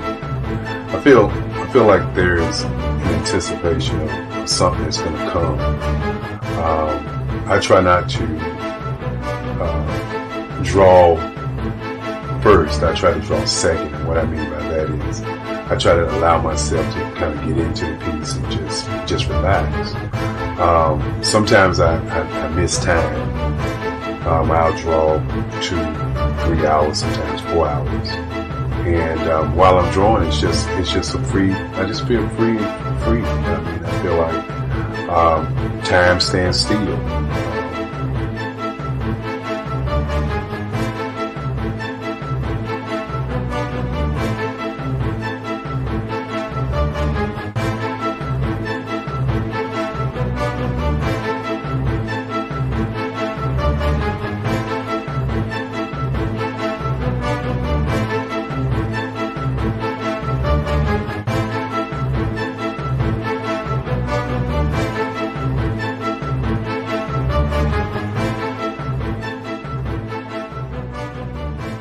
That's what it's all about in terms of the lines and the colors of my work, is to get an expression, to go deeper and past just what you see on the surface, but to go in and try to find an expression that everybody gets a different taste of what that expression is, whether it's anger or whether it's being happy or whether it's being, kind of calm or nonchalant. That expression that people take away from the piece is the most important part of what I do as an artist. Bold is the size of my pieces, where I try to do the piece larger than life, to kind of push forward toward you. And that's what the boldness is all about. It's not so much about the lines, it's about the size.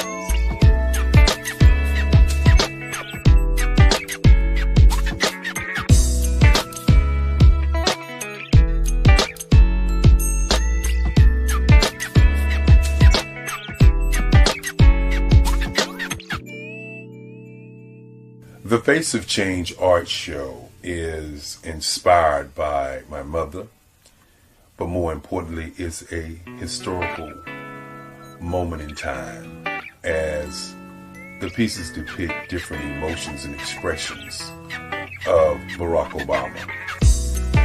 The 44th president is indicative of the 44 pieces of art that I have done in this particular collection. When you begin to think about expressions and portraits, this is a portrait gallery of expressions of what transpired as Barack Obama ran for office. Some of the pictures are abstract and some are expressionistic. And I combine both of those forms of art to create this collection of art pieces.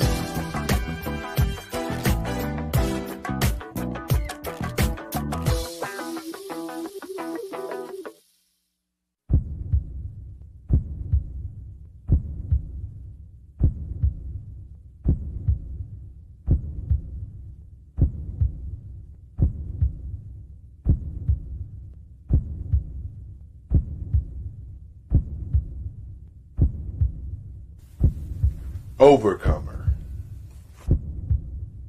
brilliant, ambitious,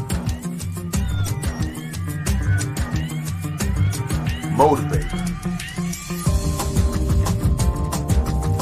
awesome, Obama.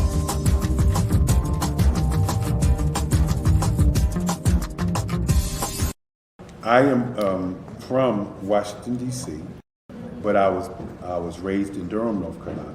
I came to Durham when I was about 5 or 6, and then I traveled back and forth to D.C. because it's where my people are from.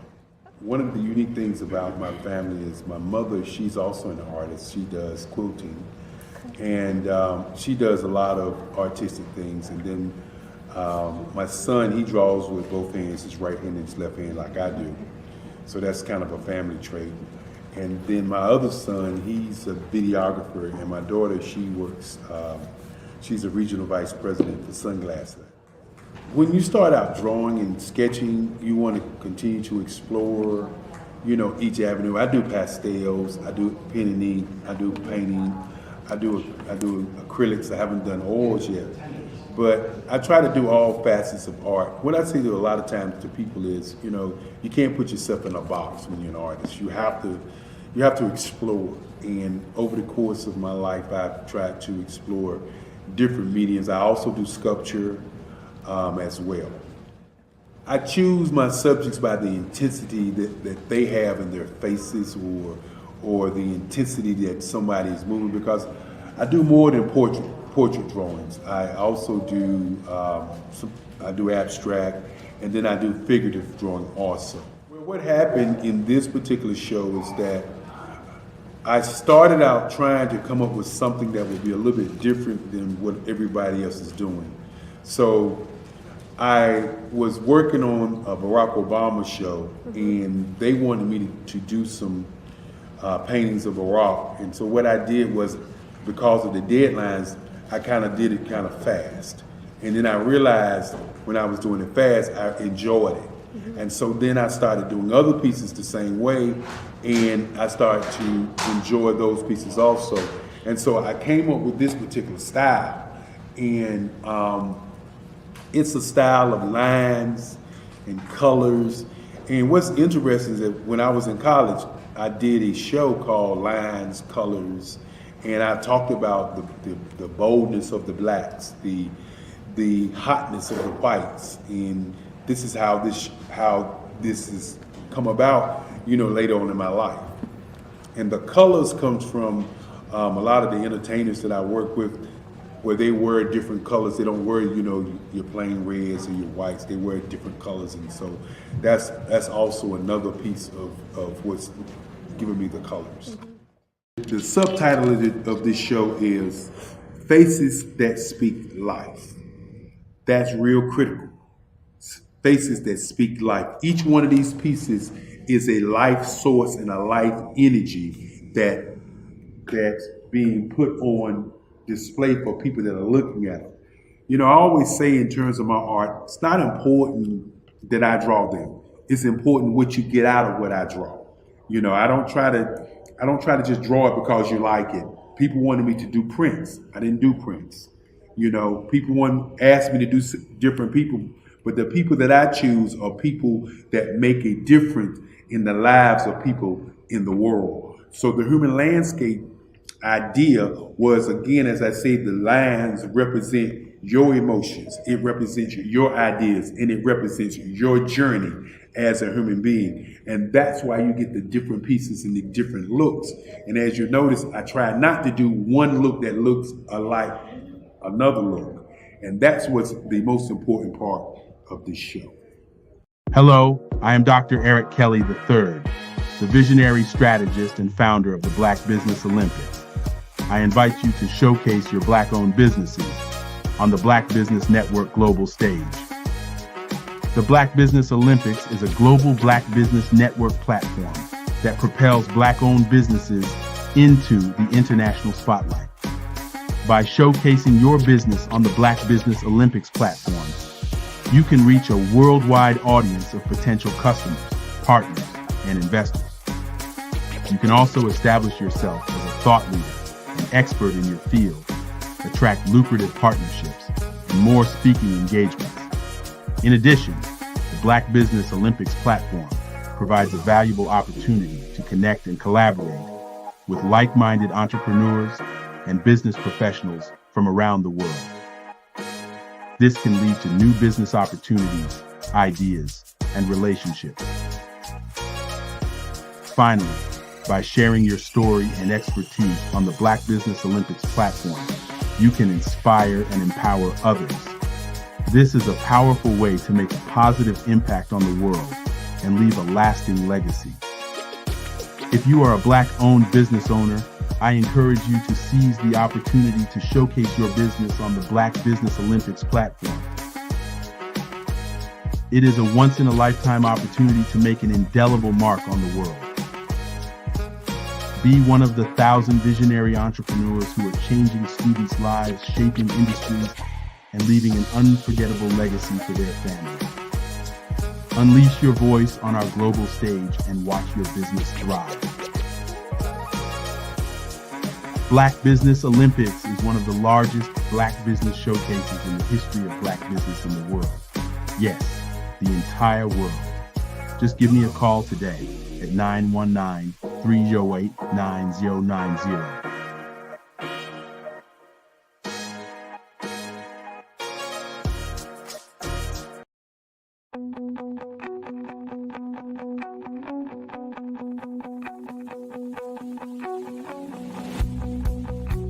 I am Black Business. From the moment I wake until the time I sleep. Yes, I am Black Business. I am Black Business. Tell me, are you Black Business? I am Black Business. Do you support Black businesses? Listen, I support Black business because I am Black Business. Black Business Expo, one of the largest business showcases in the history of Black business in the world. The world! Sign up today at www.blackbusinessexpousa.com or call 919-308-9090. I am Black Business.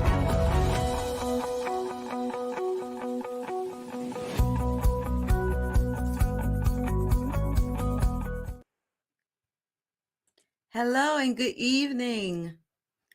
Great day to all of my business owners, entrepreneurs, thought leaders, and corporations. Welcome to the Black Business Network. My name is LaShawn Powell. I am a certified event planner and the owner of Eventfully Yours Shawn, EYS, event planning and event management services. I am your business moderator for this evening on the Black Business Network. The Black Business Network is a 24-hour business network showcasing Black businesses, business owners, entrepreneurs, and thought leaders worldwide.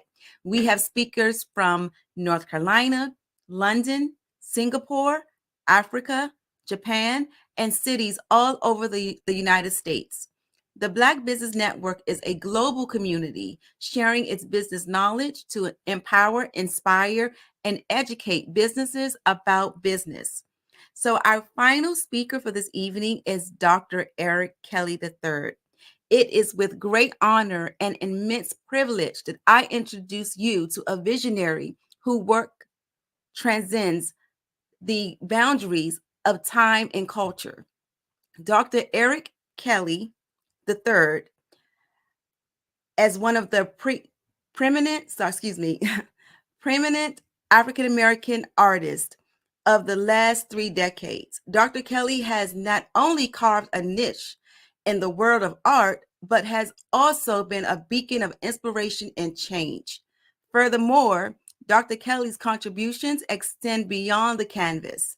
As the founder of the Black Business Olympics, he has created a platform that uplifts and empowers, fostering a community where diversity, innovation, and excellence are celebrated. His vision and leadership have paved the way for a brighter and more inclusive future. Ladies and gentlemen, please join me in welcoming a true maestro, of the arts and a catalyst for business change and guiding light for generations to come. Dr. Eric Kelly III. Girl, I tell you, thank you, thank you, thank you, thank you. I know what you're thinking. But first of all, I want to thank you for taking out the time in your busy schedule all week and being a part of our team. And when we say team, we mean when we need something to happen, there are certain people who make those things happen. And I truly want to say to you, you are one of those people who make things happen. And for those of you who earlier had the opportunity to witness LaShawn Powers' presentation, you really, if you didn't see it, you missed a great presentation. But more importantly, if you're doing an event anywhere in the country, in the world, and you're looking for someone or a company or corporation who pays attention to detail, this is what EYS does. They pay attention to detail. A great company. Want to thank you for being a part of our team. And I look forward to all the great things that you're going to do. And as you always say, you want everybody to be a guest at their own event. And you know, that's got to be an outstanding feeling when you go to your event and you are a guest, which means that that is the highest level of event planning in the world. And again, as we say, genius is common. I'll see you on the other side. Thank you so very much. Good evening, everyone. How are you doing this evening?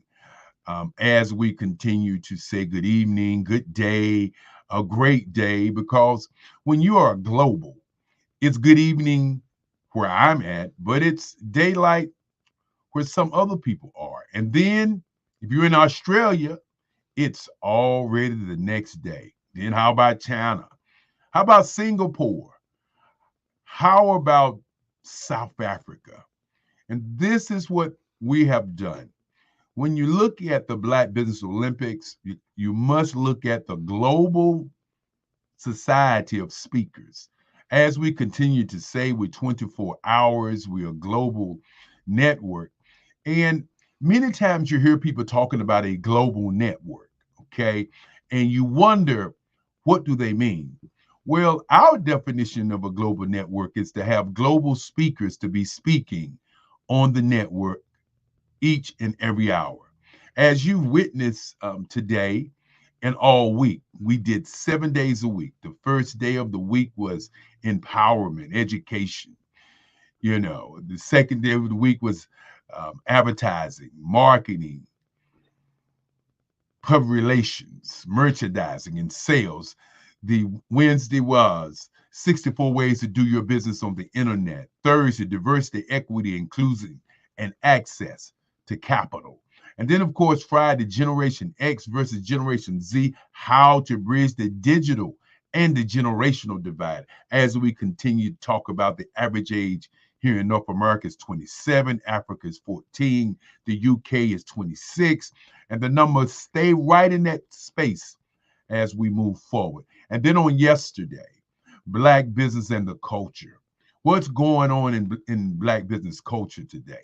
And then today, Black business and innovation. Black business and innovation, the future. And so this whole week, we've had over 100 speakers to speak from 8 o'clock in the morning to 8 o'clock in the evening. And as each one of these great participants came before you, they share with you their greatness. They share with you their business. They share with you the idea that if you're a young person, that you don't have to be an athlete, that you don't have to be an entertainer, that you don't have to be a dancer, singer, that you don't have to be a criminal, that you don't have to be a rapper, that you don't have to be in the 1% of spaces where you can't be wealthy, but you can be an entrepreneur. And being an entrepreneur, you can create a business and create that business and become wealthy enough to fly anywhere in the world, to do anything in the world, to buy anything in the world. Our kids are killing themselves at an alarming rate. And one of the reasons that we do this is to raise scholarships for kids, but more importantly, we do it to show our young people that you can do something else with your life, that you don't have to commit suicide. As my great-grandfather Henry Stansel would say, if you don't value your value, then your value will not be valuable. And the valuable entity of today is our young people. If the average age is 27, nobody talks about the 5 to 18-year-olds who are killing themselves also. So as we're being mentally attacked, and as we are shutting down mentally and making decisions that impact not only our families, but really impacts our lives, is one of the things that we would like to change here at the Black Business Network. Before I start the last presentation, or my presentation, I want to do something that I think is valuable. I want to thank the audience first for sticking and staying with us all week long. I want to thank the audience who tuned in to see and witness these great speakers from all over the globe. I want to thank the audience first, because without the audience, there is no us. And as we continue to look at tomorrow and look at yesterday and look at today, we want you to understand that you have control over your destiny and your legacy. In your hand, in your mind, you can change time. Now, this evening, I want to take everybody back to 1900, to a time when I was 7 years old. And I was sitting in my bedroom in my great-grandfather's house, and he walked in and he said, "I want you to be a lawyer." I looked at my great-grandfather. I said, as a young kid, "Papa," as we called him, "I don't want to be a lawyer. I want to be an artist." And he said, "If you want to be an artist, where's your artwork?" And I went over to the bed and I pulled out some drawings, because I started drawing at 4 years old. My grandmother gave me an ink pen, and still today, I love to draw with an ink pen. And I showed him my work. And my great-grandfather said, "If you want to be an artist, then let's start a museum."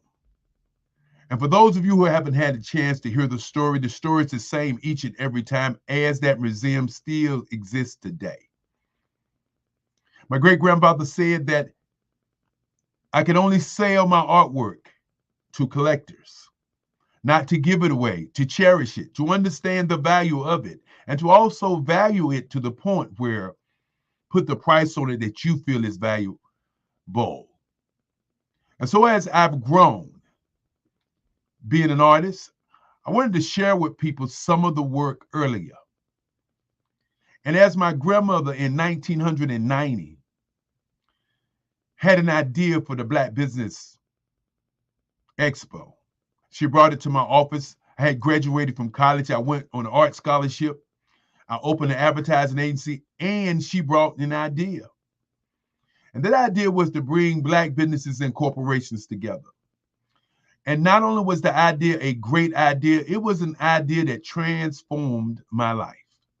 As not only did I get an opportunity to do one of the greatest events of the history of North Carolina, I had an opportunity to be recruited by the largest expo that's ever been held in North America, and that was Black Expo USA. And so as we get here, and for those many years from 1990 to the 2000s, we did the expo in Durham, North Carolina at the Marriott downtown. It was called the Omni at one time, but at the Marriott, culminating with 350 businesses and some 3,000 to 5,000 people showing up to an event that raised scholarships for kids.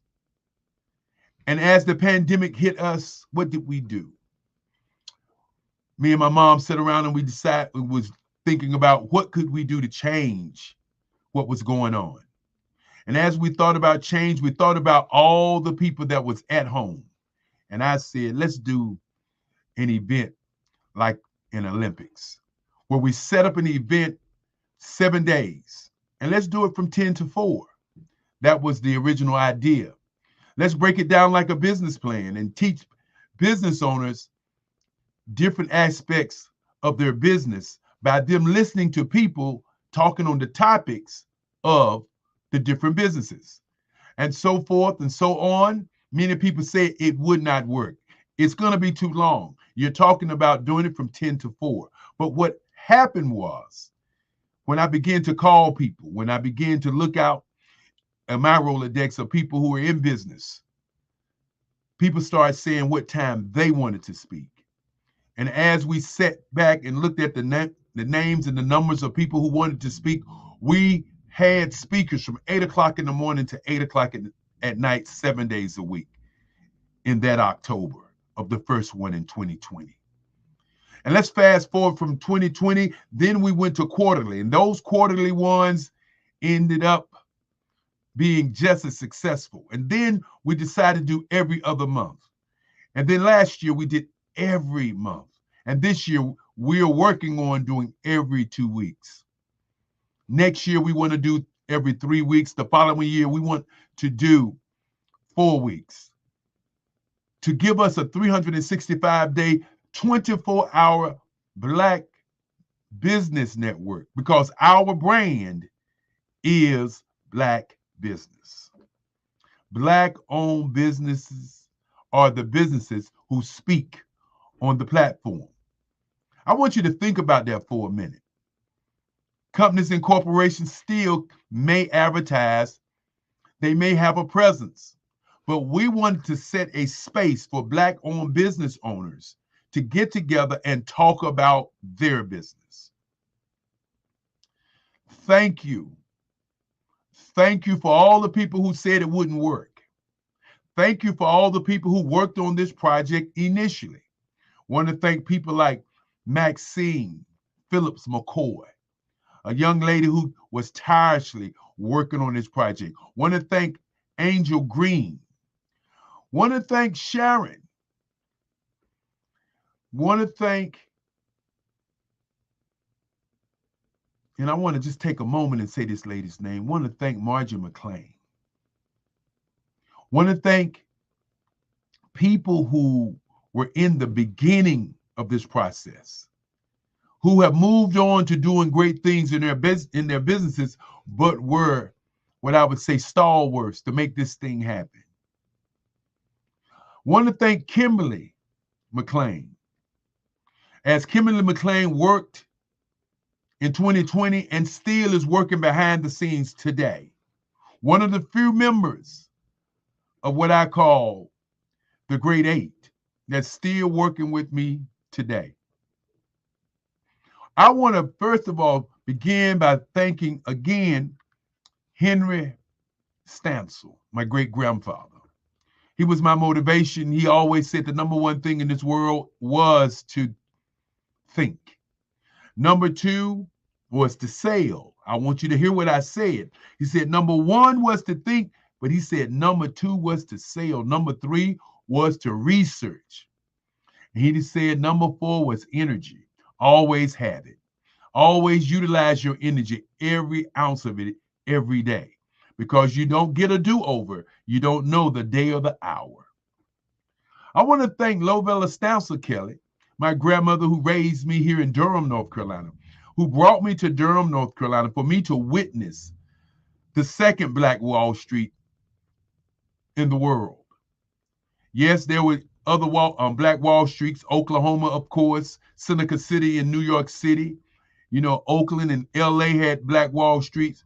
But here in Durham, North Carolina, a place where I could walk from my house, from my grandfather's house, down to Pettigrew Street and see the Regal Theater, to see WAFR Black radio station, could see the service printing company.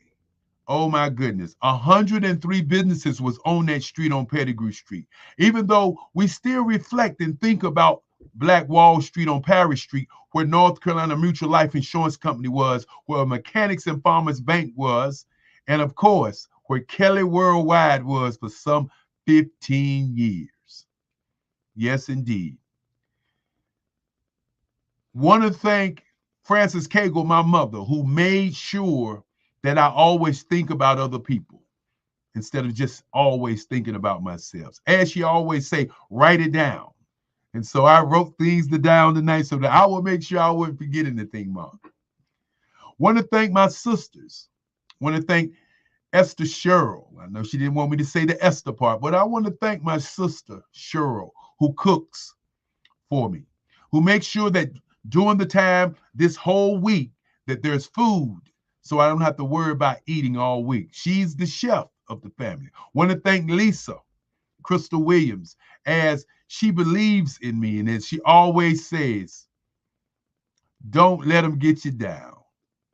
Do it regardless of how they feel because it's your feeling. She said, this is something that you live, keep living. And that's what I do each and every day. Want to thank Frida Reddish, my little sister, you know, a proud sponsor of the Black Business Olympics. Always got to say that. And then, of course, Al Cagle, Mr. Critical, the smart one who always asks the question, what are you doing and how are you going to make some money with it? Love him to death. And as I continue to talk about thanking people, I want to thank the core team of folk who really are behind the scenes and make this happen. Want to thank our Chief of Operations, Maroc Hicks. Maroc Hicks came to us and she's been a lightning rod to ensure that all of our speakers know what time they're supposed to speak, all of our scripts are in place, and all of the things that we need to operate, as I continue to say, this billion-dollar business. And then, of course, want to thank her mother, Eartha Watts Hicks, who time and time again takes out the time of her busy schedule, a world-renowned author, takes out the time in her busy schedule to not only participate, but to make suggestions to make sure that this is a great event. She is the architect of the literary Black Business Olympics that we do the second week of each month. Of course, as I begin to thank people, I want to thank Grant McGaw, who couldn't be with us this evening. Want to send my condolences out to him and his family as they go through their trials. Definitely want to thank Sidney Wormsby. Want to definitely thank team members first, because without a team, you can't get anything done. Want to thank Carrie Jackson out of Fayetteville, North Carolina. Want to definitely thank her for the great work she does, but we definitely want to thank LaShawn Powell.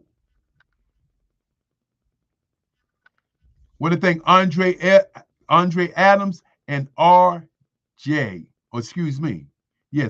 Stevenson, a young man who's planning on collaborating with us and working with us. Want to thank Unissa Kamara out of London, who we're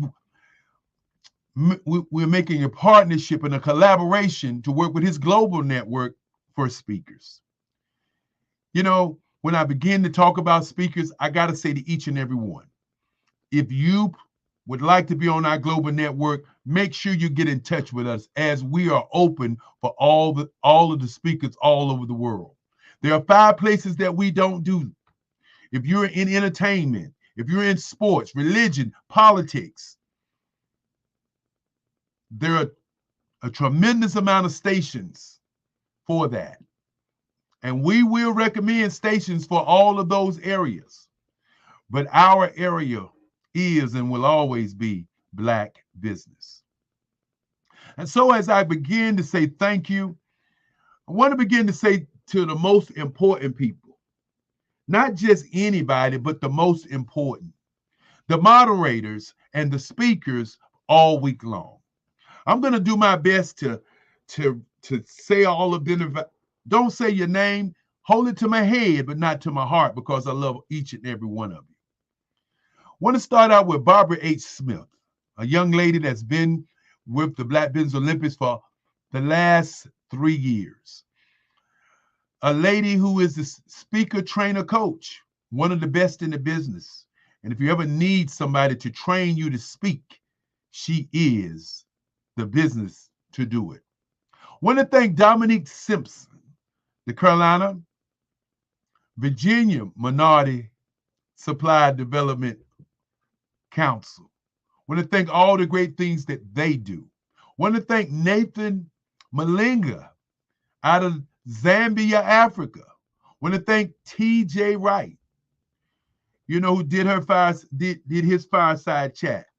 Want to also thank again Sydney Wormsby, Angelique Buckley, Joseph Simmons, Tamika Thomas of Too Much TV, and of course Nathan Malinga.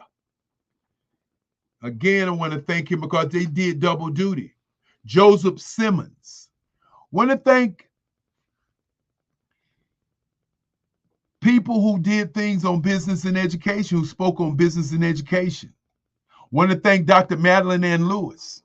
And I want to take a moment and say something about Dr. Madeline Ann Lewis, who's on the team, who makes sure that every time that we begin to plan, that everything is planned meticulously. A young lady who gives us our Thursday night, what I call our Thursday night light. She brings it home every Thursday night. If you have been going and listening to the Black Business Olympics, you have to be there every Thursday night at 7 o'clock when she delivers the state of Black business all over the world. And then I want to thank Tanya T. Wise, my coach. I want to give her a credit. All great business owners, all great business people need a coach. And I want to thank Tanya T. Wise, my coach, who coached me so very well, along with my other coach. And she coaches me well also, and that's Kimberly McLean. Want to thank again R.J. Stevenson, Kerry Jackson. Want to thank Chris Wright, Catch Chris, Susan Smallwood. Want to thank the Zillionaire. When you begin to talk about the Zillionaire, you have to talk about Melanie Perry. Want to thank her. Want to thank Sean Hoheen King, Jerry Smith. Want to thank Odrilla Clark. Want to thank Fazelma Lynn. Yes, Fazelma Lynn, a rock, who makes sure that we get many, many more speakers. She's a part of our team also. As I begin to throw out the names of the people on the team, sometimes you may not say somebody's on the team, but I want to make sure that when I talk about Kerry Jackson, when I talk about F. Lynn, when I talk about Miss Powell, no matter what happens, they make it happen for all of us. Want to thank Dr. Carol Green, Renee Holtz. Want to thank her also. And Fazelma Lynn not only moderated, but she also spoke. Think about it for a moment. Moderating, speaking, and bringing speakers to a platform that changes people's lives. That's what it's all about. Want to thank Phil Newby, who was one of our moderators and who also was one of our esteemed speakers. The most important part of what I do is I don't let people not understand what this is about. When I begin to thank people, the reason I thank people is because people take out their time. They volunteer to share with our kids their greatness. What have you done with your greatness? Again, as we continue to thank people, I want to thank Andre Adams and her global team of young people who participated last month. I want to thank Tamira Giles. I want to thank Jacobson Sharma out of Australia. I want to thank Grant McGall from Omaha. Yes, indeed. I say it like that because I believe. Again, I want to thank Sydney Wormsby, a young lady who has been working with us tirelessly, young lady by the name of Cordelia Gaffar. Want to thank her for all the great things that she's done in making sure that we're doing a great, great show. Want to thank Marcus Williams. Marcus, the intelligence guy. Want to thank Mr. Evans. Want again thank Andre Ward. As he came on, he moderated and he spoke about putting you on the boards of directors in Africa. The kind of speakers that we have are unprecedented. Want to thank Lee Vaughn, who moderated. And on yesterday, he also spoke about his company. And I hope you're seeing the way things are working out. We have people who understand speaking to the world, and we have people who understand moderating to the world. That brings me on Bakeka Blakemore, who does an outstanding job. Favorite Not TV, where entertainment lives. Make sure you lock in and lock on to her movement. Want to definitely thank her. Want to thank Eliza Dukes as she starts on her new project to change the world. And of course, as I continue, I definitely want to thank Billy D. Duke. Definitely want to thank Jaquel Tucker and Lee Clement. And want to thank Melvina Ford, who spoke and also moderated. Want to thank T. Nicole as our words of wisdom always is with her. Want to thank Dr. Alexis Weeks and the Doctor show that he put on last night. They talked about artificial intelligence for 2 hours. Unbelievable. Want to thank Pamela McKinney. Want to thank Renee Daughtry, as he says, Coach Renee Daughtry. Want to thank Lori Francis. Want to thank the beautiful Dr. Stephanie Audrey, who came in tonight to do a fireside chat, did one last night, as she continues to share with you her world. And as we move to Sunday, and as we move to the end of the thank yous, want to thank Carla Adams. Carla Adams, the young lady who handles our weekends. Not only does she speak, but she gets in touch with people. I want to thank Dr. LaToya Smalls. You know, I said earlier, Dr. Madeline Ann Lewis was a rock on us. She also speaks, and you always got to stop and talk about Dr. Madeline Ann Lewis, and she brought the pain, she brought the fire on Thursday night.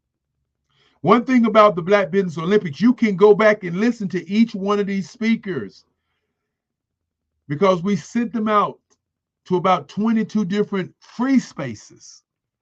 Want to thank Sabrina Davison. Want to thank again.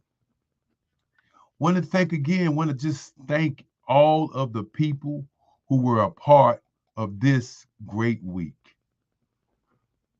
Want to thank you all.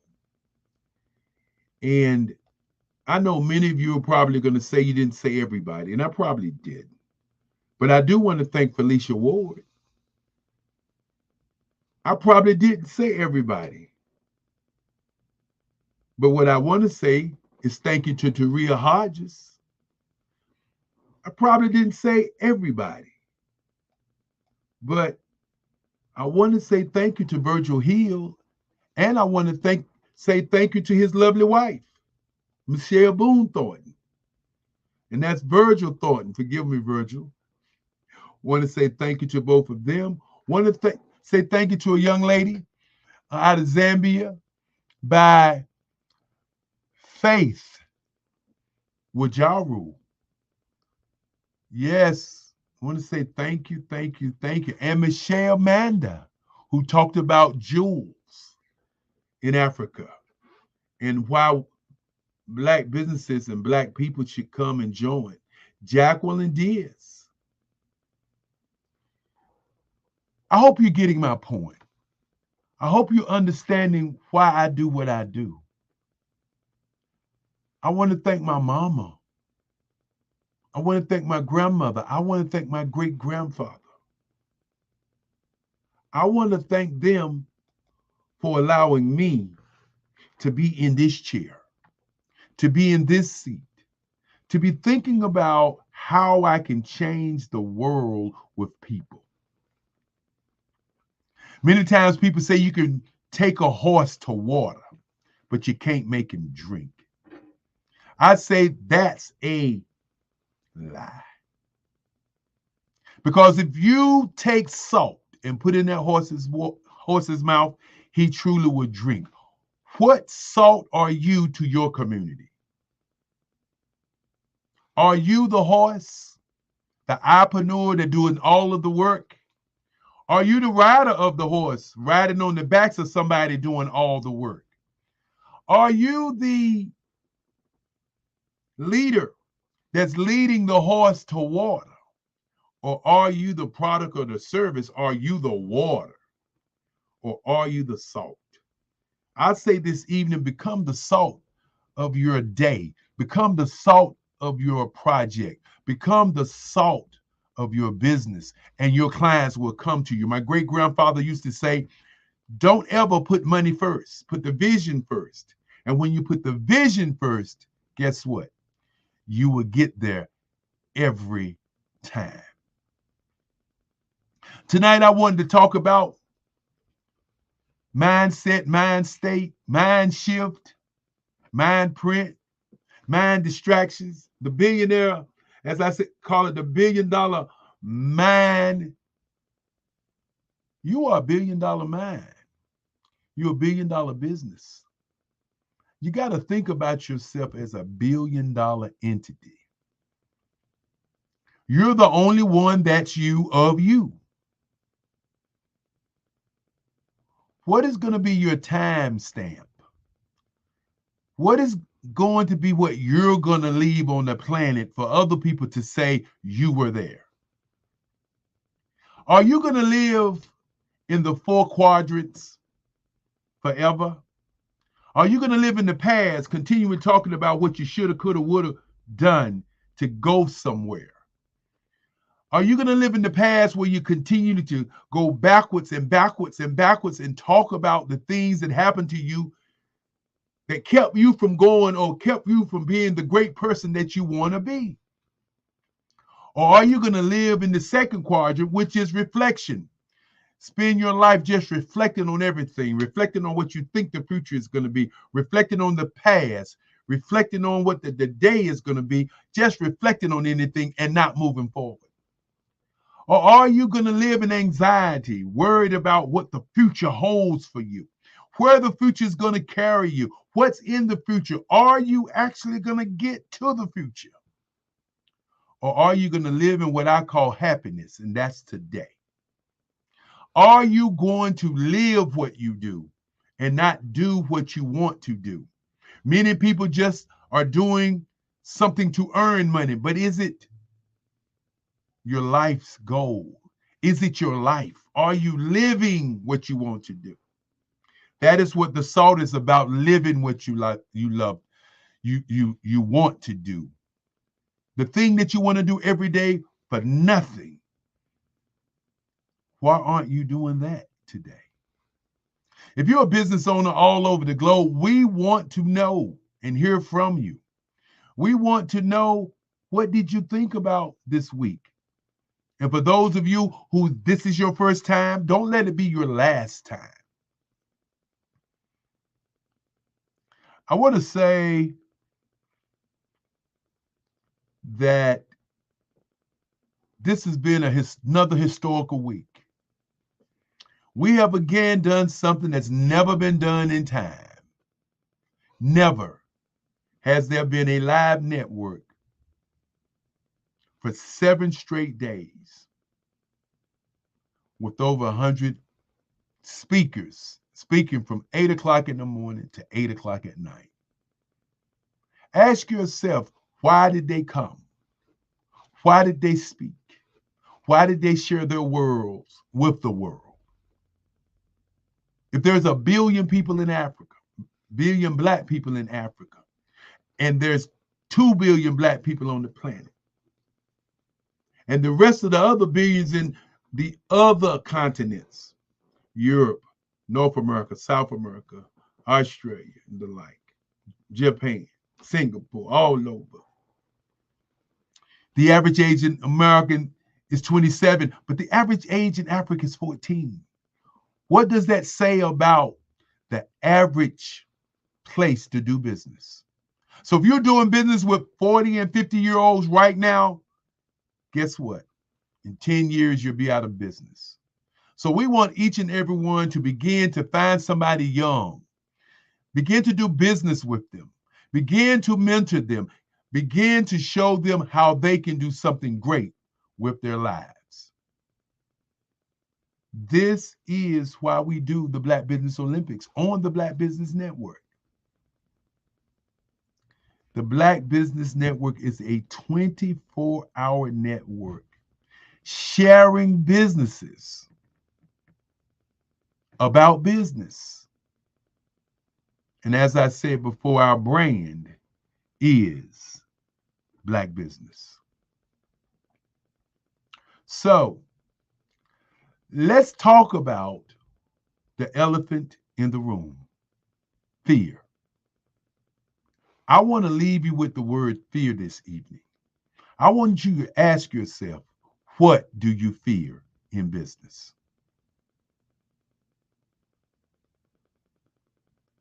That is the question. What do you fear in business?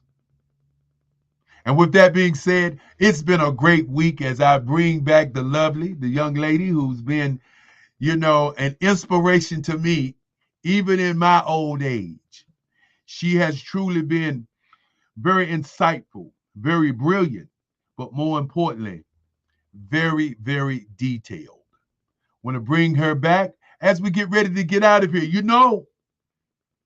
I want to keep going on and on and on and on, but can you handle it?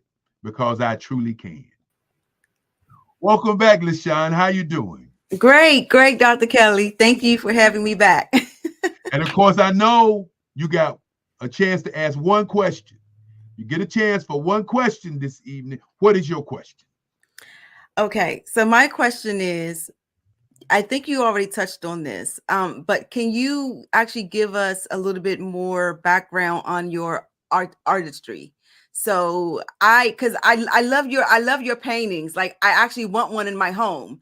So can you just talk to us a little bit about that talent of yours? Well, LaShawn, that's something that happens a lot. People, when they see my art, they say, "Why are you doing business? What road did you take to get you over there with them business people?" And I tell them, my great-grandfather. Yes. My art, you can go to my website, the Eric Kelly Museum, and on my website is where you can see my art. Okay. And I've been drawing, and I created my own style called Abstract Expressive. And what you don't see, but when you see it in person, I'm kind of doing sculpture with the painting on the canvas. So you have a lot of what I would call ridges that when you see it, you say, wait a minute. He actually painted lines on top of lines, on lines, on lines on his work. I call it the 3-line design. The 3-line design. The 3-line design. Girl, thank you for asking that question. And as you know, it's 7:59. And as we continue to say, thank you. And again, thank you to you. And for those who like to see that artwork, it is always available. EricKellyMuseum.org. And again, with nothing else to be said, you know what we're going to say? Genius is common. We'll see you on the other side. We? Who is we? I.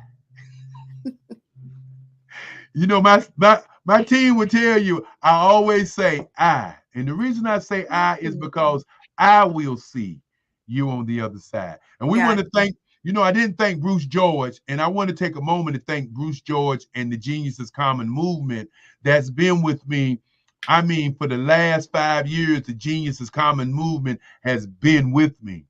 You know, when I started this, I met a man by the name of Bruce George, and I want you to Google him, people. I want you to look him up. Look up the Genius is Common movement, because it's truly a movement that says that your genius that you have is common. And again, as we get out of here, we're going to say, I am Black business. From the moment I wake to the moment I sleep.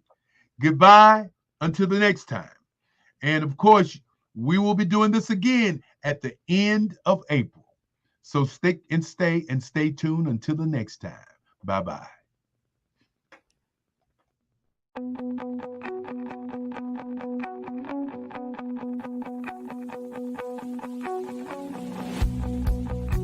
I am Black business. From the moment I wake until the time I sleep. Yes, I am Black business. I am Black business. Tell me, are you Black business? I am Black business. Do you support Black businesses? Listen, I support Black business because I am Black business. Black Business Expo, one of the largest business showcases in the history of Black business in the world. The world. Sign up today at www.blackbusinessexpousa.com or call 919-308-9090. I am Black business.